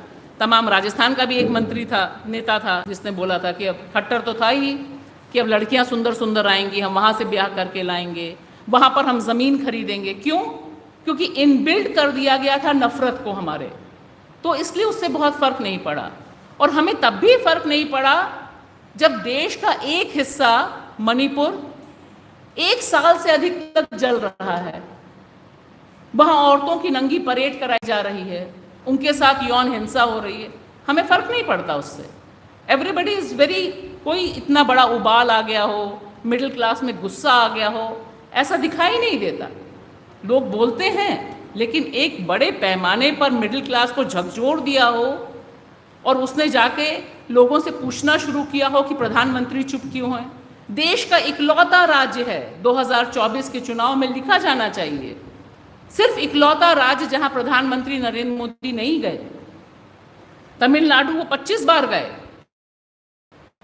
केरल भी चले गए, सब जगह चले गए, कश्मीर चले गए, लेकिन मणिपुर नहीं गए। क्यों? क्योंकि उसके कारण है, वो जल रहा है, सुलग रहा है, जवाब मांग रहा है, और वहाँ पे सीट आपको मैटर नहीं करती। इसी तरह से देखिए कि कॉन्स्टिट्यूशन है, सब कुछ। आज जब मैं आपके साथ बात कर रही हूँ, इसी देश का एक गवर्नर उस महिला के चेहरे को, उस महिला के वीडियो को पब्लिक डोमेन में डाल देता है जिसने उसके ऊपर छेड़खानी का आरोप लगाया। यहाँ पे तमाम महिलाएं हैं, तमाम आप लोग हैं, सब लोग आंदोलन से जुड़े हुए हैं। देश का कानून क्या कहता है कि चाहे वो रेप सर्वाइवर हो या फिर जिसने भी सेक्सुअल असॉल्ट का मामला, मॉलेस्टेशन का मामला लगाया हो, उसकी आइडेंटिटी को डिफेंड करना स्टेट की रिस्पॉन्सिबिलिटी है। आप खुली उसकी शक्ल नहीं दिखा सकते सबको, लेकिन और यहाँ पे आयरनी देखिए कि हमें टर्म यूज करना पड़ता है, जिस हिंदू महिला ने पश्चिम बंगाल के गवर्नर के ऊपर आरोप लगाया, उस गवर्नर ने 100 लोगों को ऐसे ही कमरे में बुलाया और सीसीटीवी कैमरे की फुटेज दिखाई, यानी उसका चेहरा बेनकाब कर दिया कि ये औरत है जिसने मेरे ऊपर सेक्सुअल असॉल्ट का मामला लगाया। अब आप देखिए, देश में कानून है, सीआरपीसी भी है, सब कुछ है, लेकिन कानून ऐसे ही चल रहा है। उसी तरह से प्रज्वल रेवन्ना आप जानते हैं, हसन में होके भी आई हूँ, सबको पता है। लेकिन आप देखिए जो अकाउंटेबिलिटी का सवाल है, इसलिए मैं कह रही हूँ कि ये जो अकाउंटेबिलिटी का सवाल है, ये जो हम सोचते हैं कि कॉन्स्टिट्यूशन है और ये हमें डिफेंड करेगा, क्यों हम इतनी शिद्दत से आज कॉन्स्टिट्यूशन की बात कर रहे हैं? क्योंकि हमें लग रहा है कि अगर मुझे प्रज्वल रेवन्ना के खिलाफ शिकायत करनी है, एक साल पहले मेरे 3 पत्रकार दोस्त भी उसमें शामिल हैं जिन्होंने शिकायत की थी, जिनको वहां की अदालत ने रोका। 86 मीडिया आउटलेट को अदालत ने रोका कि तुम प्रज्वल रेवन्ना से सवाल नहीं पूछोगे, इसके वीडियो और इसके बारे में ऑर्डर नहीं करोगे, गैग ऑर्डर। सोचिए, मास रेप का एक्यूज्ड आदमी है, मास रेप। 3000 सेक्स वीडियोस जिस आदमी के हैं, 3000, वो देश के सबसे बड़े आदमी के साथ स्टेज शेयर करता है और प्रधानमंत्री बेशर्मी से कहता है कि तुम इसको वोट दोगे तो मुझे ताकत मिलेगी। बृजभूषण शरण सिंह ने आज फिर रिपीट किया कि पार्टी मेरे साथ खड़ी हुई है, नहीं तो मेरे बेटे को वोट टिकट ना देती। आज जब हम बात कर रहे हैं, 3 घंटे पहले, 4 घंटे पहले कैमरे सब सारे मीडिया को बुला कर आया है। तो अब आप देखिए कि ये जो मेजॉरिटी है, ये जो एक्यूट मेजॉरिटी है, ये सिर्फ धर्म का ही मामला नहीं होता कि ठीक है एक माइनॉरिटी यानी मुसलमानों को घुसपैठिया कह दिया, ठीक है चलो बाकी हिंदू हो गए, ठीक है, अरे उसने कह दिया कि लव जिहाद है, चलो इस बहाने मुसलमानों को निपटा दिया। लव जिहाद होते ही खून खौलने लग जाता है तमाम लोगों का। लेकिन जब ये तमाम हिंदू औरतें बाहर आती हैं, जिनको बहुत दुख के साथ ये हिंदू औरत मेंशन करना पड़ता है, कभी जिंदगी में नहीं किया मैंने पत्रकारिता में, इनकी वजह से करना पड़ रहा है क्योंकि ये इनका जवाब है। लेकिन आप देखिए, इन तमाम हिंदू औरतों के लिए, ओलंपिक मेडल अवॉर्डीज़ के लिए, जो हमारी महिला पहलवान हैं, उनके लिए समाज का जो मेजर हिस्सा है, इंक्लूडिंग मीडिया जिससे मैं आती हूँ, वो नहीं खड़ा होता। वो ये सवाल उठाने लगता है कि इनकी फंडिंग कौन सी है, जैसे संदेश खाली में किया। संदेश खाली का भी जो अभी एक्सपोजर हुआ है, उससे ये तो बुनियादी तौर पर अगर आप देखेंगे तो ये जो सारा का सारा अबव द कॉन्स्टिट्यूशन एक ताकत विकसित हुई है पिछले कुछ सालों में धर्म के आधार पर, जिसने हमें और आपको इतना खौफजदा किया है, मुझे बहुत खौफजदा किया है। मैं नवरात्र जब चलते हैं और कावड़िया जब चलते हैं, मैं अपनी गाड़ी लेके नहीं चलती हूँ दिल्ली में, क्योंकि इतना टेंशन हो जाता है कि उनको देख के गुस्सा चढ़ता है। वो सड़क पे चलते रहते हैं, पूरी गुंडागर्दी करते रहते हैं, और साथ ही साथ ये पता रहता है कि अगर वो आपसे छू गए तो आपको बचाने कोई नहीं आएगा, आपकी गाड़ी चली जाएगी। हमारी एक नौजवान साथी की गाड़ी को जला दिया गया था, उसके बाद से हम तमाम लोग उस रास्ते पे अपनी गाड़ी लेके नहीं जाते हैं, क्योंकि उसकी गाड़ी सामने सामने जलाई गई, कोई कुछ नहीं कर पाया दिल्ली में रहते हुए। तो आप देखिए, ये जो एक पावर मिल जाती है कि एक धर्म का समूह डिसाइड करने लगता है कि हम कैसे रेगुलेट करेंगे सोसाइटी को। कानून नहीं कहता हम आप अभी बाहर प्रदर्शन करने ले जाएं, इतने लोग हैं, 4 नारे लगाने के लिए सोच लें यहाँ पर, हम आप नहीं लगा पाएंगे, पुलिस परमिशन लेनी पड़ेगी। लेकिन अगर अभी हम एक धार्मिक जुलूस में तब्दील हो जाएं और भगवा डाल लें तो हमें कोई परमिशन की ज़रूरत नहीं है। ये जो अबव लॉ वाला सेंटिमेंट है कि हम कानून से ऊपर हैं, यह दरअसल मेजॉरिटी वाली फीलिंग से जुड़ा हुआ है कि हमें कोई टच नहीं कर सकता। यही फीलिंग बृजभूषण शरण सिंह को पैदा करती है, यही फीलिंग प्रज्वल रेवन्ना को पैदा करती है, और यही फीलिंग मुसलमानों और बाकी से नफरत करना सिखाती है, और तमाम और चीज़ों पर बात करने से हमें वंचित करती है कि हम कैसे बात करें। मैं जिस घर में पैदा हुई, मेरी दादी रीवा से हैं, लेकिन रही वो बिहार में। हमारा बचपन निकला क्योंकि दादी के बहुत से दोस्त मैथिल के थे, बिहार के। तो वो लोग पूरे समय राम को लेकर गालियां चलती रहती थी। मैथिल जो लोग जानते हैं उनको बोलते हैं कि भाई हमें राम जैसा पति नहीं चाहिए, लोकगीत है ये। लेकिन आज की तारीख में आप कर लीजिए, करके देख लीजिए, अगर आप कह दीजिए कि नहीं भाई हमें राम जैसा पति नहीं चाहिए, ये तो एक कल्चर है ना, क्योंकि वहाँ की बेटी थी वो सीता, माना जाता था कि वहाँ की बेटी, तो ये तो हमारी लोक परंपरा है, ये महिलाओं का राइट रहा है। तमाम जगहों पे हम कोसते रहे हैं, बोलते रहे कि अरे भगवान तूने क्या कर दिया, ये कल्चर का पार्ट रहा है। लेकिन आप देखिए जैसे जैसे वो ऑटोक्रेटिक कल्चर में तब्दील हो गया कि आप कहीं भी सत्ता से सवाल नहीं उठा सकते, तब सबसे बड़ा संकट ये होता है कि जिस तरह का क्राइसिस आज की तारीख में हमारे आपके सामने है, पूरी ईमानदारी से अगर आपको मैं कहूँ, लड़ाई बहुत मुश्किल है, सर्वाइवल की लड़ाई है। ये सिर्फ लड़ाई इसकी नहीं है कौन जीतेगा कौन हारेगा, इसकी लड़ाई है। मैं हिमांशु से बिल्कुल ना इत्तेफाक रखती हूँ। ये लड़ाई इसकी है कि कौन जीतेगा और कौन हारेगा, क्योंकि यह लड़ाई इस बात की है कि भारत जिस तरह से, जो सपनों का भारत है वो जिंदा रहेगा या वो फिर एक तानाशाही हिंदू राष्ट्र में तब्दील होगा। यह लड़ाई सिर्फ और सिर्फ इसकी है। यह लड़ाई सिर्फ एक कैंडिडेट के जीतने हारने की नहीं है। बतौर पत्रकार मेरी आधी से ज़्यादा उम्र कांग्रेस के खिलाफ स्टोरी करने में निकली है, उसी के लिए अवार्ड्स भी मिले हैं, उसी के लिए केसेस भी हुए हैं हम पर। लेकिन आज की तारीख में सवाल बहुत बड़ा है। मुझे लगता है कि ये भी हमें समझना बहुत ज़रूरी है।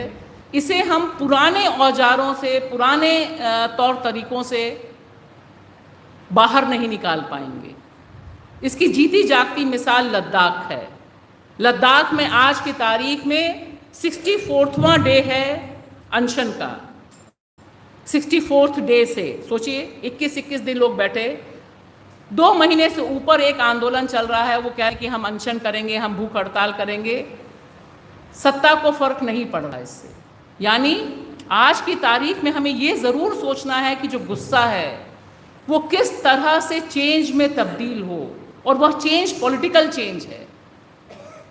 मीडिया के तौर पर अगर आप देखिए तो जिस तरह से मीडिया बेनकाब है, मुझे लगता है कि यहाँ पे आप तमाम लोगों से बहुत ज़्यादा डिस्कस करने की ज़रूरत नहीं है, क्योंकि आप सब भुक्तभोगी हैं जितना मैं भुक्तभोगी हूँ, कि मीडिया के भीतर आप कैसे कवरेज करेंगे, कैसे दिखाएंगे, कैसे बात करेंगे।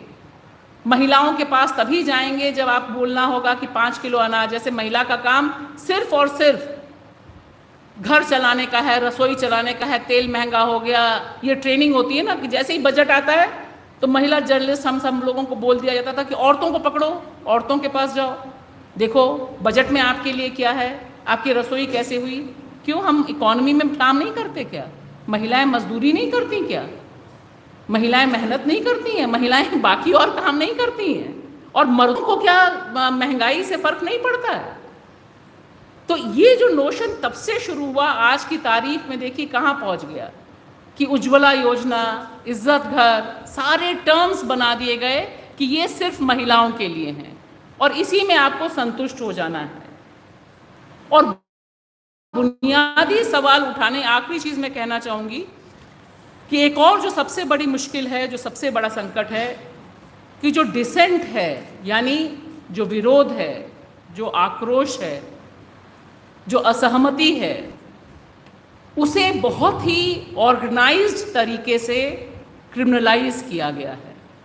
और यह समझना हम सबके लिए बहुत ज़रूरी है कि किस तरह से आंदोलन को ही, आंदोलन करने की शक्ति को एक आपराधिक साजिश में तब्दील कर दिया गया।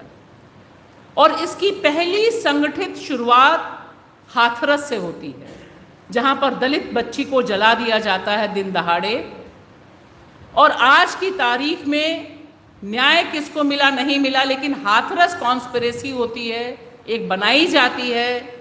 उस हाथरस कॉन्स्पिरेसी में हमारे जैसे एक पत्रकार को बंद किया जाता है, सिद्दीक कप्पन को, और बताया जाता है कि यह हाथरस कॉन्स्पिरेसी है।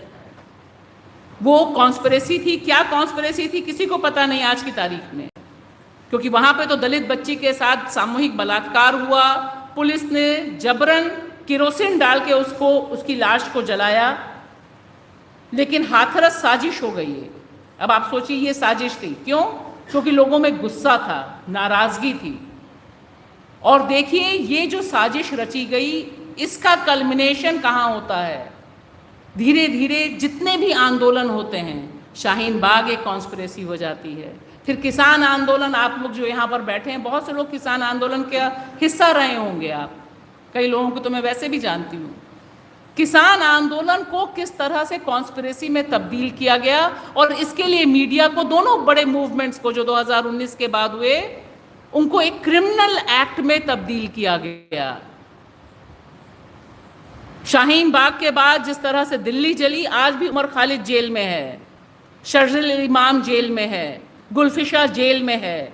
क्या कॉन्स्पिरेसी है किसी को पता नहीं, कोई चार्जशीट अभी सामने नहीं। और तो और देखिए जो मीडिया घराना जिससे मेरा ताल्लुक रहा है, न्यूज़ क्लिक, सबसे बड़ा आरोप क्या है कि आप तमाम आंदोलनों को सपोर्ट करते हैं।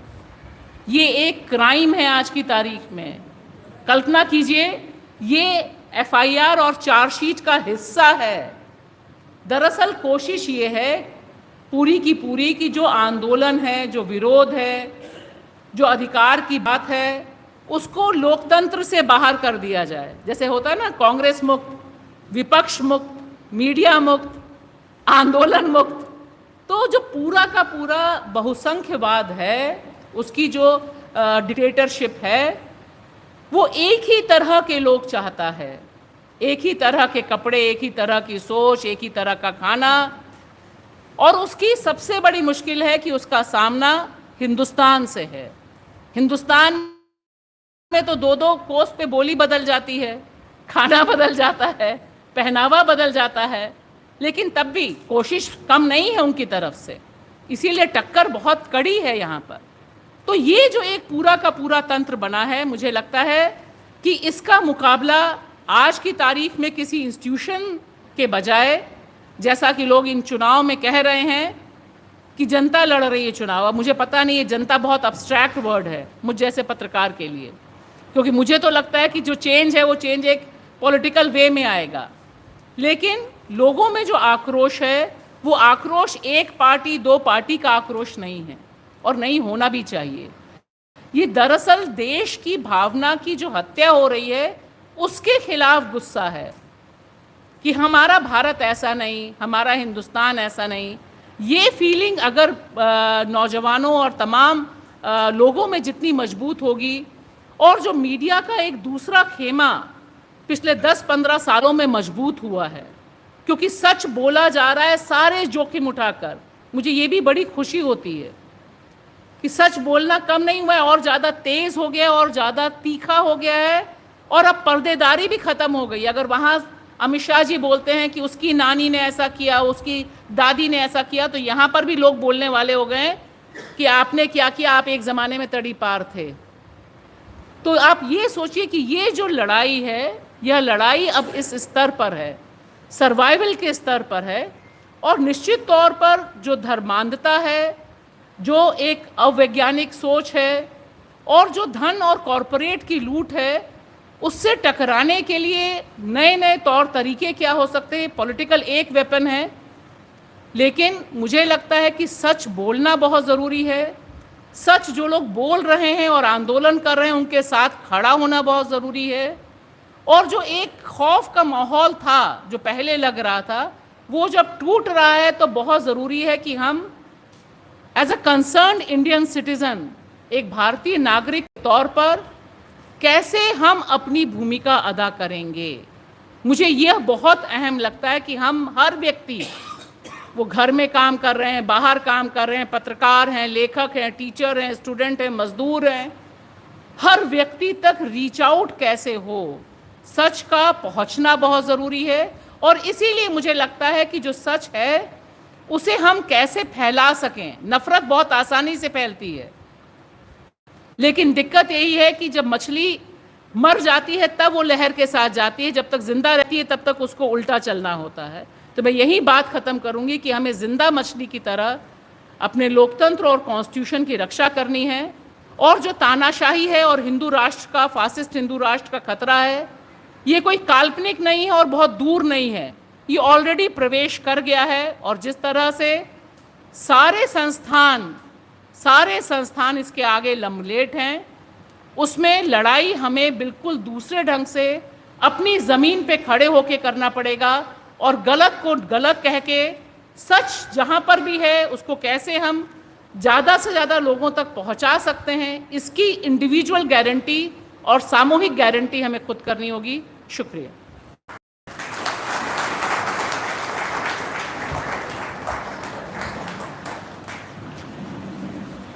बहुत बहुत आभार और बहुत बहुत शुक्रिया। एक बेबाक भाषा और उसी तरीके का विश्लेषण हमारी अपनी परिस्थितियों का हम सब ने सुना, और बहुत सारी चुनौतियां हमारे सामने हैं और कैसे उनका मुकाबला हो,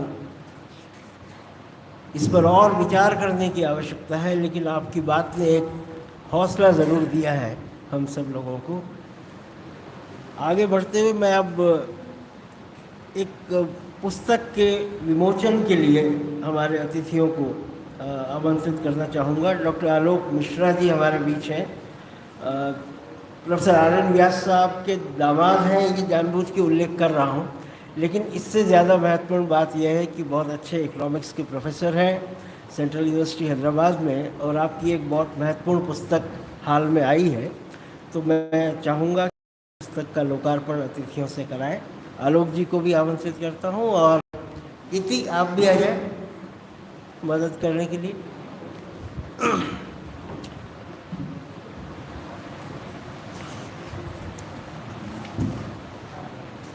ये थी मेरी, और इस पुस्तक पर बात करने के लिए मैं आमंत्रित कर रहा हूँ यति मिश्रा जी कि आप आए और पुस्तक के बारे में कुछ कहें।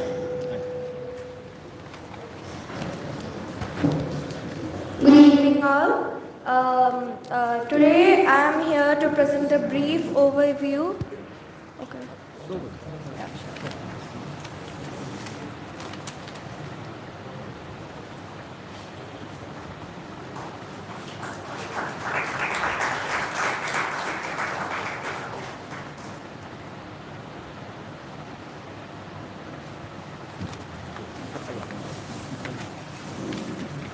Good evening. Today I am here to present a brief overview of the book Smart Cities and the Poor Towards an Agenda for Inclusive Urbanization in India. Developing countries worldwide have been embarking on smart cities programs using new technology solutions to improve public services.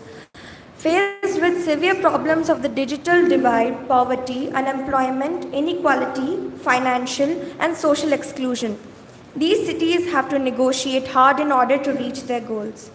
Smart cities offer opportunities for efficient public service delivery, digital inclusion, inclusive development, and participatory governance. The Government of India has launched the Smart Cities Mission to promote sustainable and inclusive urban development. The mission is based on the premise that well-governed, economically efficient, socially inclusive, the mission is based sustainable, financially viable, and disaster resilient cities will drive the country to prosperity. Agglomeration and network externalities in these cities would present cost-effective ways to accelerate growth, generate resources, and reduce poverty. However, Indian cities are underplanned, underfunded, undermanaged, and overregulated. They have neglected core infrastructure, especially public transport, for long. They have not exploited the synergy between transport, land use, density, development, value creation, inclusion, and financing strategies. The result has been the growth of haphazard settlements, sprawl, slums, and poverty with multiple dimensions. Urban poverty issues are likely to assume significant proportions as much of urbanization is yet to occur.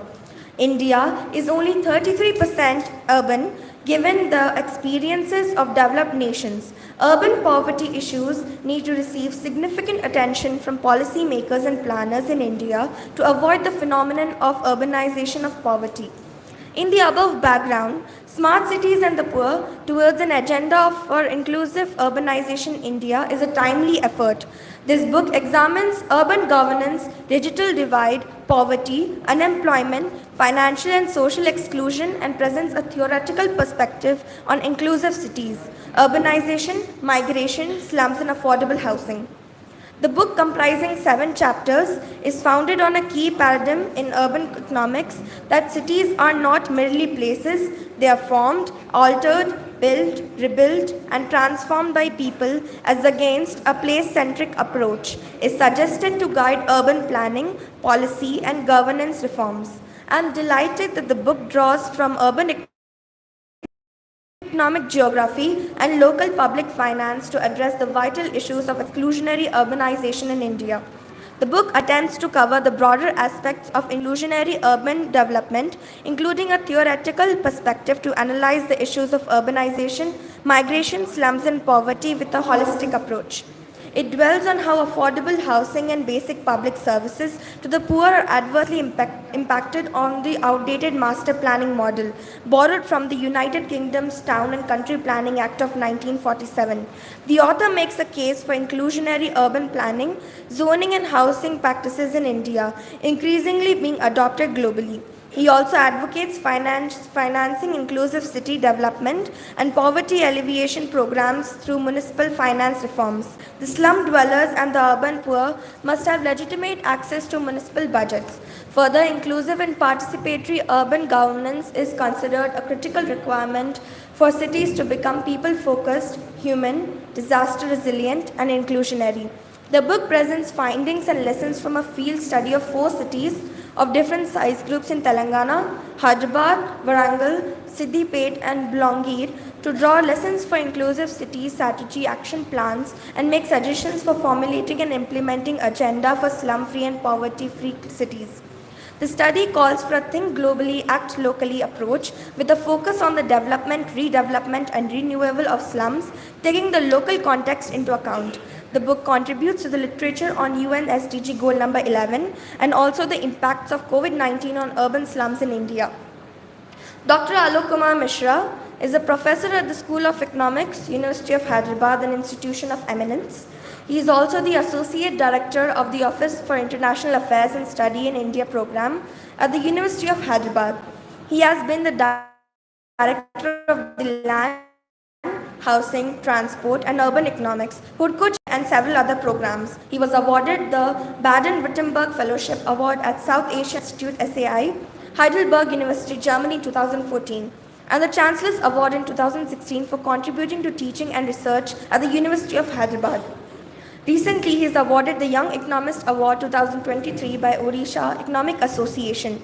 He has published more than 50 peer-reviewed research papers in both international and national journals of repute and authored 4 books. His research areas include developmental finance, financial stability, financial markets, risk management, financial inclusion, land, housing, urban and transport economics, macroeconomic policies, and applied econometrics. Thank you.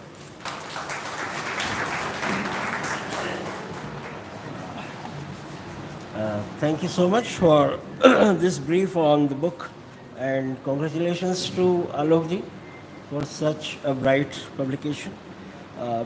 मैं अब आमंत्रित करना चाहता हूँ हमारे साथी वरिष्ठ प्रशासनिक अधिकारी आदरणीय पठान साहब को। आप पधारें और 2 शब्द कहें। खान साहब।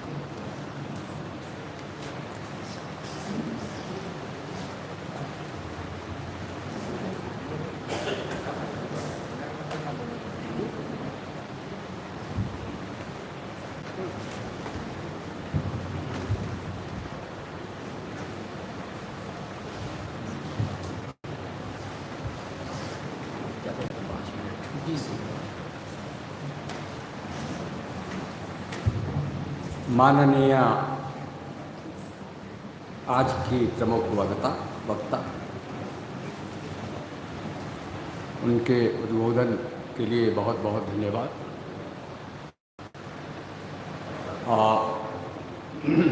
साथियों, डॉक्टर व्यास मेरे बहुत नज़दीक रहे थे, विश्वविद्यालय में भी और वैसे भी। मुझे आज भी याद है जब हम दोनों साइकिल पर अपने बच्चों को बिठाकर स्कूल ले जाया करते थे। ये एक विश्वविद्यालय के प्रांगण में एक बड़ा विचित्र दृश्य था जब दो अध्यापक अपने अपने बच्चों को लेकर जा रहे हैं। अभी भी मुझे उनकी याद आती है कि कैसे हम दोनों बातचीत करते हुए और बाद में यूनिवर्सिटी में लौटकर अपने कमरों में दुनिया भर की बातचीत करते थे। मैं आभारी हूँ। हम समाजशास्त्री वस्तुतः इन दिनों उत्तरों को ढूंढ रहे हैं। कुछ ऐसा हो रहा है जिसमें कि हम चिंतन कर रहे हैं कि आखिर क्या हो रहा है, और न केवल हो रहा है बल्कि ये किस रूप में हमारे सामने आने वाला है। अजीब दृश्य मौजूद है। ठंडी हवा बह रही है तो लू भी चल रही है। इस देश में अजीब तमाशा है। लेखन की जितनी प्रवृत्तियां हैं वो धूमिल होती जा रही हैं। आप ताज्जुब करेंगे, कल ही मेरे पास चिट्ठी आई है जिस पत्रिका के 300 अंक निकल चुके हैं। कल मुझे सूचना दी गई है कि वो पत्रिका बंद कर दी गई। इसलिए बंद कर दी गई है कि वो उसे चला नहीं पा रहे, और वो पत्रिका विमर्श के लिए बहुत अच्छी पत्रिका थी। नाम बता दूं, सेमिनार। चली गई। धीरे धीरे करके विमर्श की जो प्रक्रिया है समाजशास्त्रियों की दृष्टि में वो कमज़ोर होती हुई चली जा रही है। अब पनघट पर औरतें गांव की बात के लिए वंचित हो गई। सबको नल दे दीजिए। अब वो ज़माना गया जब पेड़ के, बरगद के पेड़ के नीचे या नीम के पेड़ के नीचे गांव के लोग खेत के बाद इकट्ठे होते थे, चर्चा करते थे, बात करते थे। नहीं, समाजशास्त्री चिंतित थे कि ये विमर्श क्यों टूट रहा है, ये विमर्श क्यों समाप्त हो रहा है। मैं जानता हूँ मोहल्ले में बहुत सारे लोग जब रात को खाना खा लेते थे तो पटरी पर बैठ जाते थे, दुनिया भर की बात हो जाती थी। वो गायब है, वो अब नहीं है।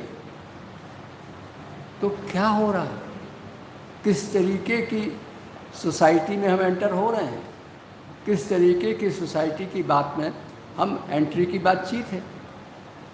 कल भी हमने एक विवाद कर रहे थे। मैरिज एक्ट पास हुआ है, करने की बातचीत चल रही है। आप मैरिज एक्ट तो पास कर लेंगे, आदिवासियों का क्या होगा? आदिवासियों के लिए तो कोई मैरिज एक्ट है ही नहीं। आपके पास कोई मैरिज एक्ट नहीं है, उनका क्या होगा?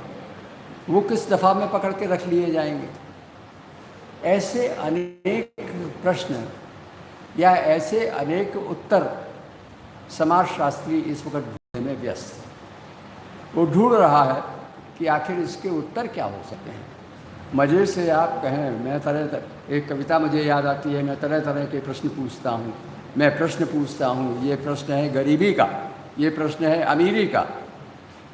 मैं कह रहा हूँ मैं उत्तर ढूंढ रहा हूँ। इसके उत्तर क्या है, उस उत्तर की व्यवस्था क्या है? और आखिर में एक ही, मैं व्यंग्यकार हूँ, व्यंग्य लिखता हूँ।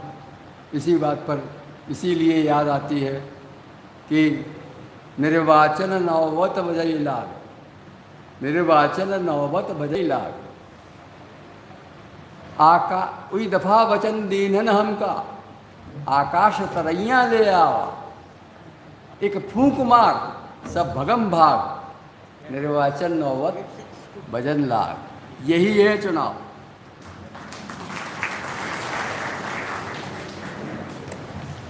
बहुत बहुत धन्यवाद सर। एक सूचना पहले बोल रहा हूँ कि एक कार खड़ी है वैगनार 8624 एकदम गेट के पास है।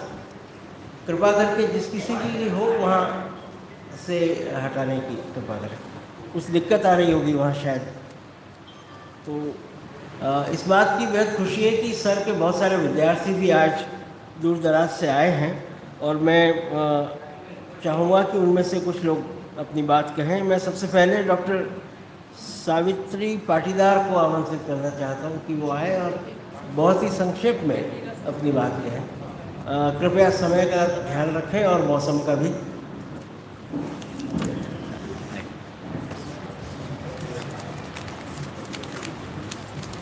सम्मानीय मंच, आज के मुख्य वक्ता मैडम आभा सिंह जी मैम, आज के अध्यक्ष महोदय, आज के विशिष्ट अतिथि महोदय पंड्या जी सर और शहर से पधारे हुए सम्मानीय नागरिकगण एवं गुरुजन, आप सभी का सर के तृतीय स्मृति व्याख्यान में मैं स्वागत करती हूँ। जैसा कि मैं सर की विद्यार्थी भी रही हूँ और शोधार्थी भी रही हूँ, सर के साथ मैं 2005 से जुड़ी हुई हूँ और सर से जो मुझे सीखने मिला मेरे जीवन में, आज मैं जो आपके समक्ष हूँ वो शायद सर की वजह से ही हूँ। सर के व्यक्तित्व की अगर मैं बात करूँ तो सर का व्यक्तित्व सहज, सरल, सद्व्यवहारी और स्पष्टवादी और सिद्धांतवादी। उनका जब यूनिवर्सिटी में हम लोग बैठ के चाय की थड़ी पे जब हम बैठ के जिक्र करते थे तब सिद्धांतवादी शब्द उनके साथ ज़रूर जुड़ता था, क्योंकि सर अपने जो भी मानक थे उनमें तटस्थ हुआ करते थे।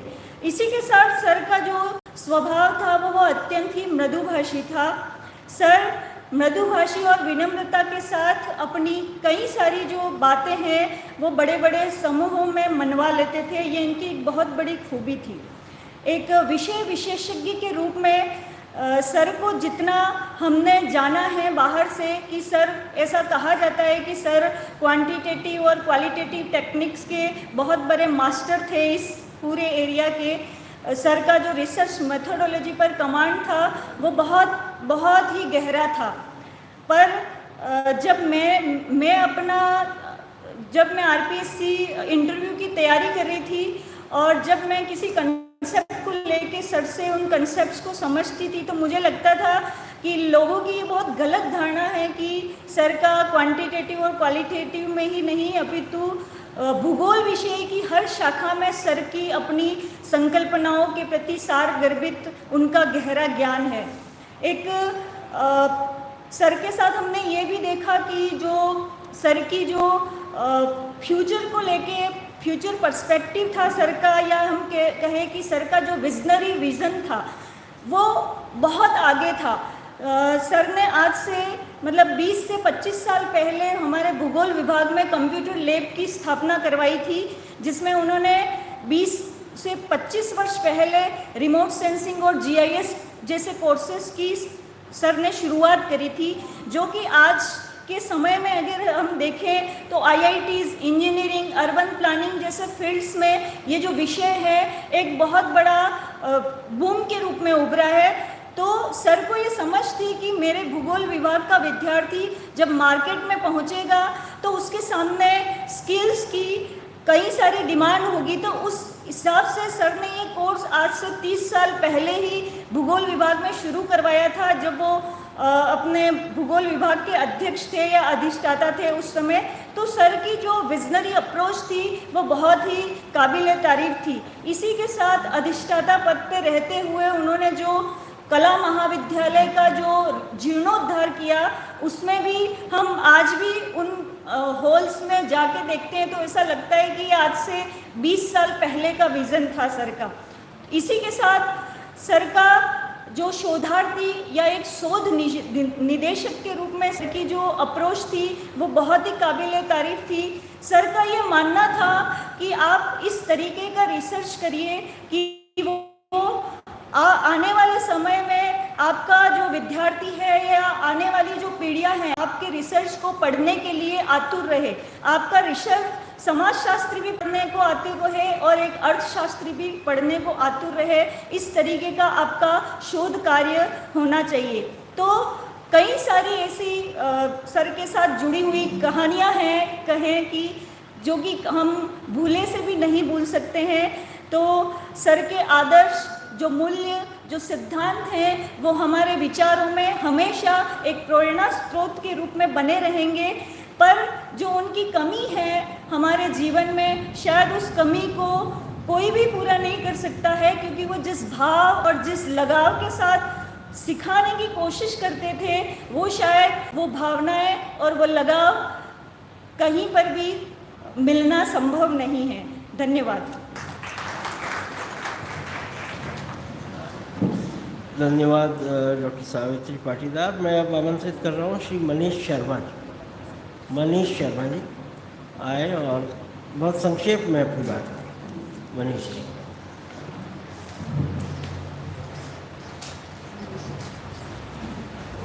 सम्मानित मंच एवं श्रोतागण, आप सबको मेरा स्वागत, सादर अभिनंदन। जब मैं 2001 में एमए करने के लिए आया, वैसे मैं आपको बता दूं कि मैं बांसवाड़ा में से हूँ। बांसवाड़ा में सिटी में नहीं, गांव से, बांसवाड़ा से 20 किलोमीटर दूर। तो आप अनुमान लगा सकते हैं कि एक गांव ढाणी से 25 साल पहले उदयपुर में आया हुआ एक बच्चा, जिसको कोई नहीं जानता यहाँ, अगर उसका कोई गॉडफादर कोई अगर हम कह सकते हैं, या हम वो के कोई अभिभावक के रूप में हम उसको कोई कह सकते हैं, तो वो थे हमारे व्यास सर। बांसवाड़ा डूंगरपुर के हम जितने भी बच्चे थे, ज़रूर नहीं है कि हम ज्योग्राफी के थे, हमारे वहाँ पर हम यहाँ पर पोस्ट ग्रेजुएशन करने के लिए अलग अलग सब्जेक्ट में आते थे, चाहे वो कोई दोस्त संस्कृत के थे, इकोनॉमिक्स के थे, पॉलिटिकल के थे, और हम ज्योग्राफी के थे। लेकिन सर का व्यक्तित्व ऐसा था कि जिन्हें बांसवाड़ा डूंगरपुर का कोई भी बच्चा अगर कैंपस कॉलेज में आया हुआ है तो वो सर को जरूर जानता है। और सर के काम करने की एक खूबी थी कि सर के आने का टाइम तो फिक्स था, सुबह 9 या 8 बजे जो भी क्लास थी, लेकिन जाने का टाइम फिक्स नहीं था, क्योंकि यहाँ पर जो भी बैठे हुए सर के साथ में काम किए वो सब जानते हैं कि शाम को जब अंधेरा हो जाता था, तब सर वापस, जब हम वापस खेलने के लिए कैंपस ग्राउंड में पहुँच जाते थे खेलने के लिए, तब सर हमें मिलते थे कि अब घर जा रहे हैं। दूसरा, आप स्थिति को जान सकते हैं, इकोनॉमिक स्थिति हम स्टूडेंट्स की इतनी अच्छी नहीं हुआ करती थी। हमारे पिताजी खेती करते हैं, हमारे बहुत से पिताजी खेती और मजदूरी करते हैं, तो उन्होंने वहाँ पर भी हमारे लिए बहुत कुछ किया।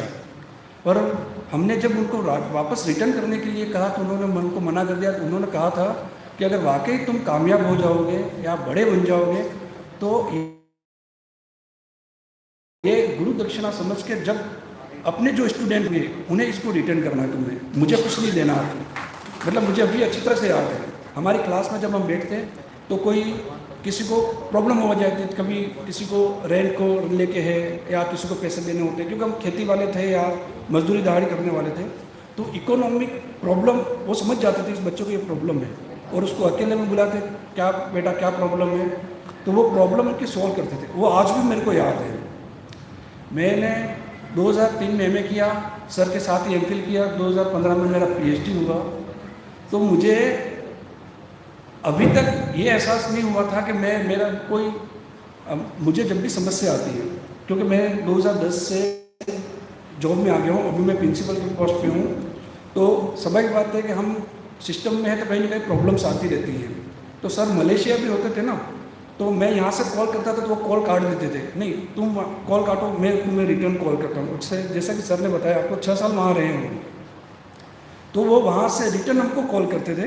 हम जितने भी स्टूडेंट वो मलेशिया से वापस रिटर्न, नहीं तुम्हारा पैसा लगेगा, मैं यहाँ से आपको कॉल कर रहा हूँ। और हमारी जो भी समस्या होती थी उनका वो निराकरण वहाँ बैठे बैठे भी वो कर देते थे। बहुत सी बार हम उदयपुर नहीं आ पाते थे, तो अब तो 2015 के बाद ये मोबाइल का ज़माना आ गया, तो वीडियो कॉल पे भी हमको कुछ चीज़ें वो बता दिया करते थे।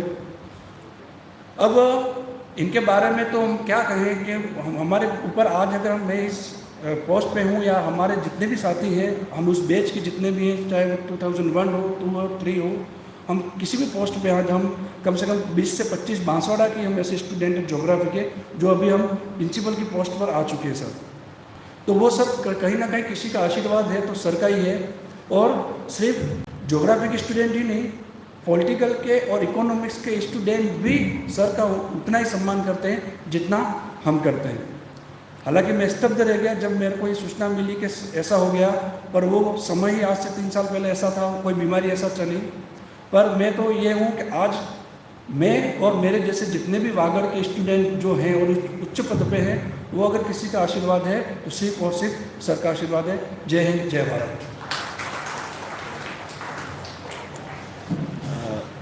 धन्यवाद मनीष जी। एक और विद्यार्थी रतनपुरी जी हैं जो एक कविता लिख करके आए हैं। मैं रतनपुरी जी को आमंत्रित कर रहा हूँ कि आएँ और वो कविता का पाठ करें।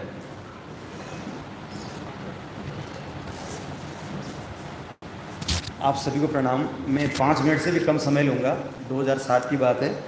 मेरे पीएचडी का विषय रहा है समकालीन कविता में प्रेम। सर ने डीआरसी के दौरान मुझे क्वेश्चन किया था कि अर्जुन और कृष्ण के प्रेम को आप कैसे देखते हैं। उस समय मेरे पास जवाब नहीं था। जवाब सिर्फ ये था कि ये तो कूटनीतिक प्रेम था, किसी के टारगेट्स थे और किसी की ड्यूटीज़ थी।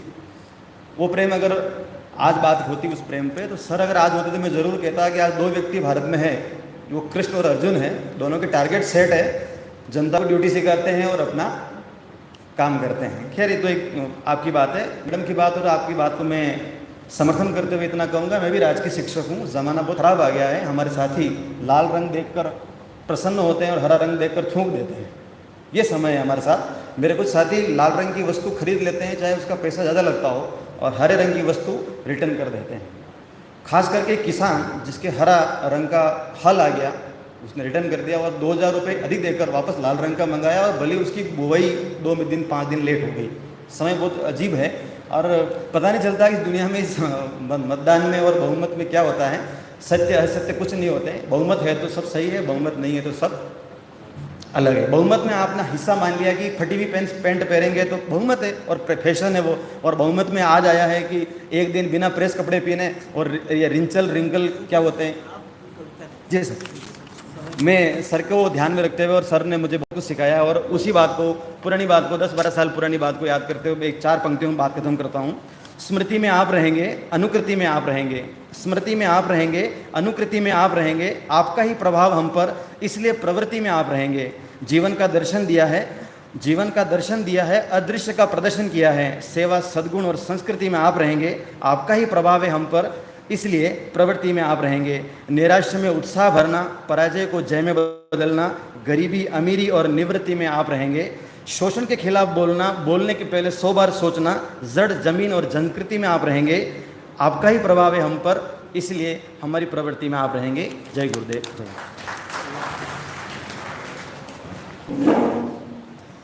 इसी तरह से राजसमंद से हमारे बीच भागचंद जी हैं। मैं उन्हें भी आमंत्रित करता हूं कि संक्षेप में अपनी बात कहें।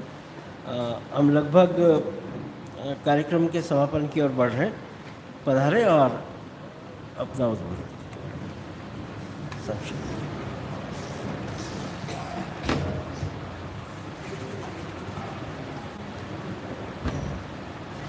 नमस्कार। सम्मानित मंच, पधार हुए मेरे सज्जन।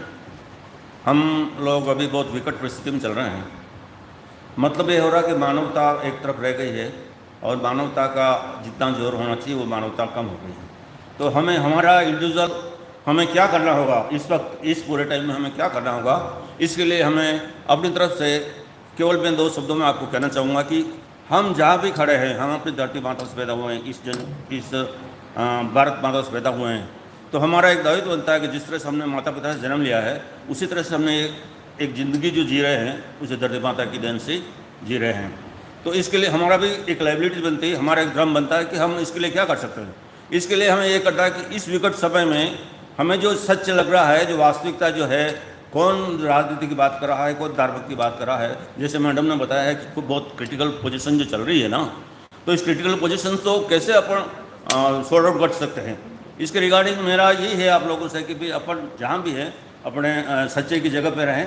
जो बात सच है उसको हम सपोर्ट करें किसी भी स्थिति में, चाहे हमें कुछ भी उसके लिए बलिदान देना पड़े तो करें, देंगे हम। लेकिन जो सच है उसके साथ हमें खड़ा होना है और उसके लिए आप सबको ये आज से प्रतिज्ञा करने की हम गलत आदमी का कभी किसी का साथ नहीं देंगे और जब भी लड़ेंगे सच्चे के साथ लड़ेंगे और हारेंगे नहीं, ये मेरा कहना है। और आप इस रास्ता के साथ धन्यवाद।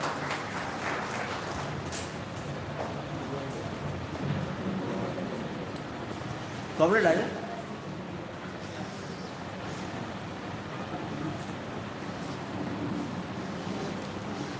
बहुत बहुत धन्यवाद साथी।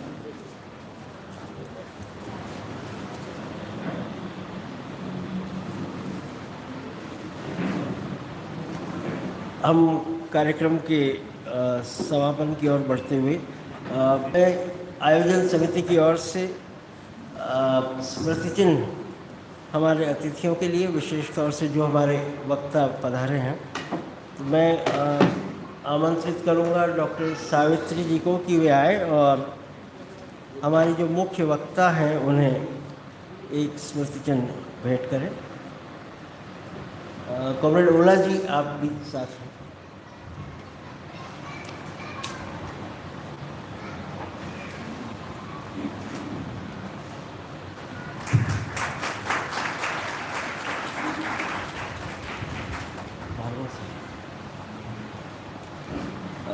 मैं मनीष शर्मा जी को फिर आमंत्रित कर रहा हूँ कि वे पधारें और हमारे आज के जो अध्यक्ष हैं आयोजन के प्रोफेसर भार्गव साहब, उनको कमेंट करें।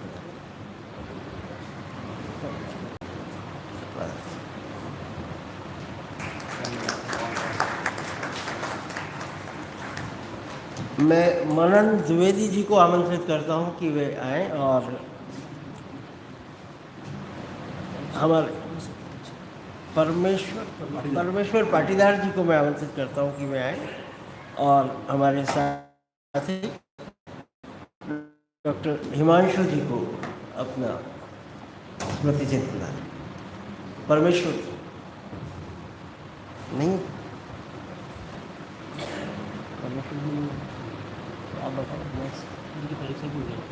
मैं डॉक्टर एन के पारिक साहब को आमंत्रित करता हूँ कि पधारें।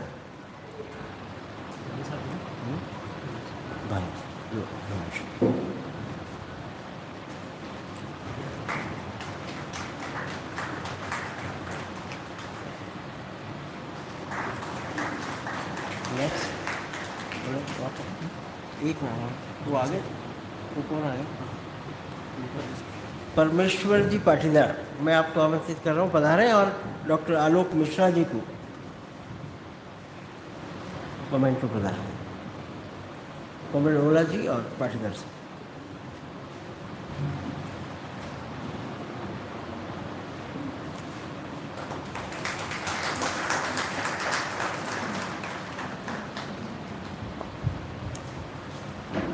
बहुत बहुत धन्यवाद साथियों। और अब मैं आभार ज्ञापन के लिए आमंत्रित कर रहा हूँ रिंकू परिहार जी को, वो पधारें और हमारे अतिथियों का, हमारे सभी जो सम्मानित साथी आज पधारे हैं, कॉमरेड ओला जी को मैं आमंत्रित कर रहा हूँ कि वो पधारें और आभार ज्ञापन।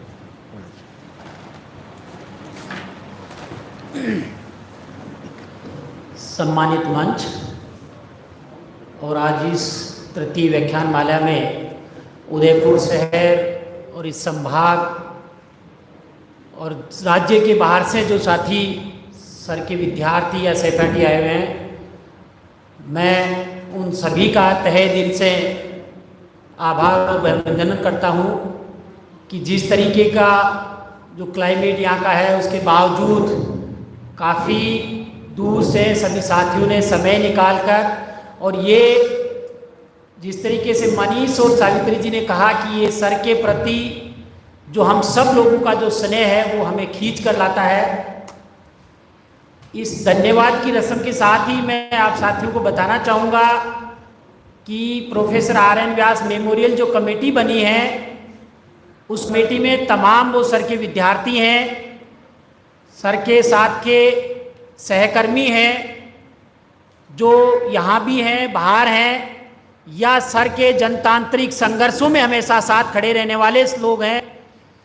और हम लोगों ने ये सोच रखा है कि जब तक भी कमेटी के सभी लोगों का निर्णय है कि जैसा भी रहेगा हम लोग अपने आपसी सबके सहयोग से इस मेमोरियल जो लेक्चर है इसको क्रमबद्ध रूप से हम लोग चलाते रहेंगे।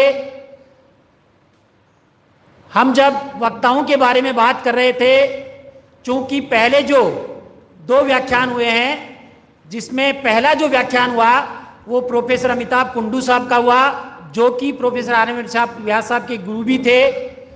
दूसरा जो व्याख्यान हुआ वो दिल्ली यूनिवर्सिटी के प्रोफेसर अपूरानंद जी का हुआ, जो भी बहुत जाने माने जनतांत्रिक जो अधिकार है उनका संघर्ष की जो लड़ाई लड़ने वाले एक काफ़ी फरकर वक्ता थे, जिनका व्याख्यान किया गया।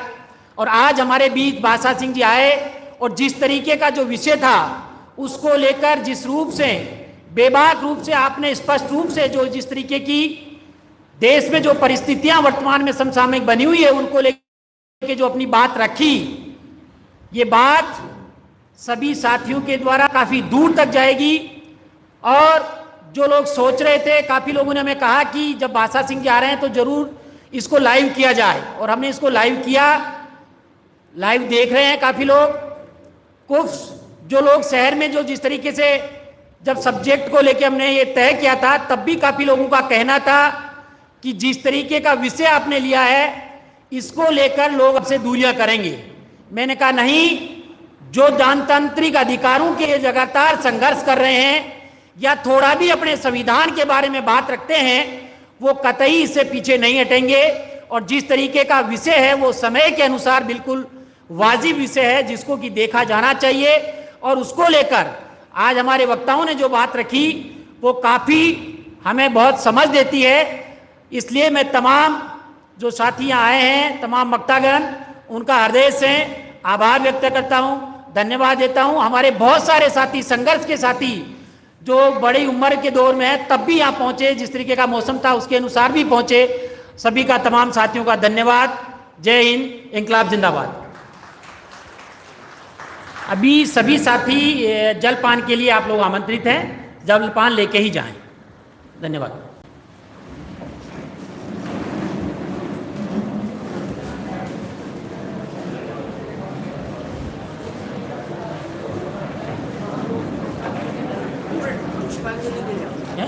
हाँ, जो भी साथी पुष्पांजलि अर्पित करना चाह रहे हैं पुष्पांजलि अर्पित करें। यहाँ पुष्प वगैरह रखे गए हैं, जो तस्वीर लगा है लेफ्ट साइड में, सभी आमंत्रित हैं पुष्पांजलि के लिए।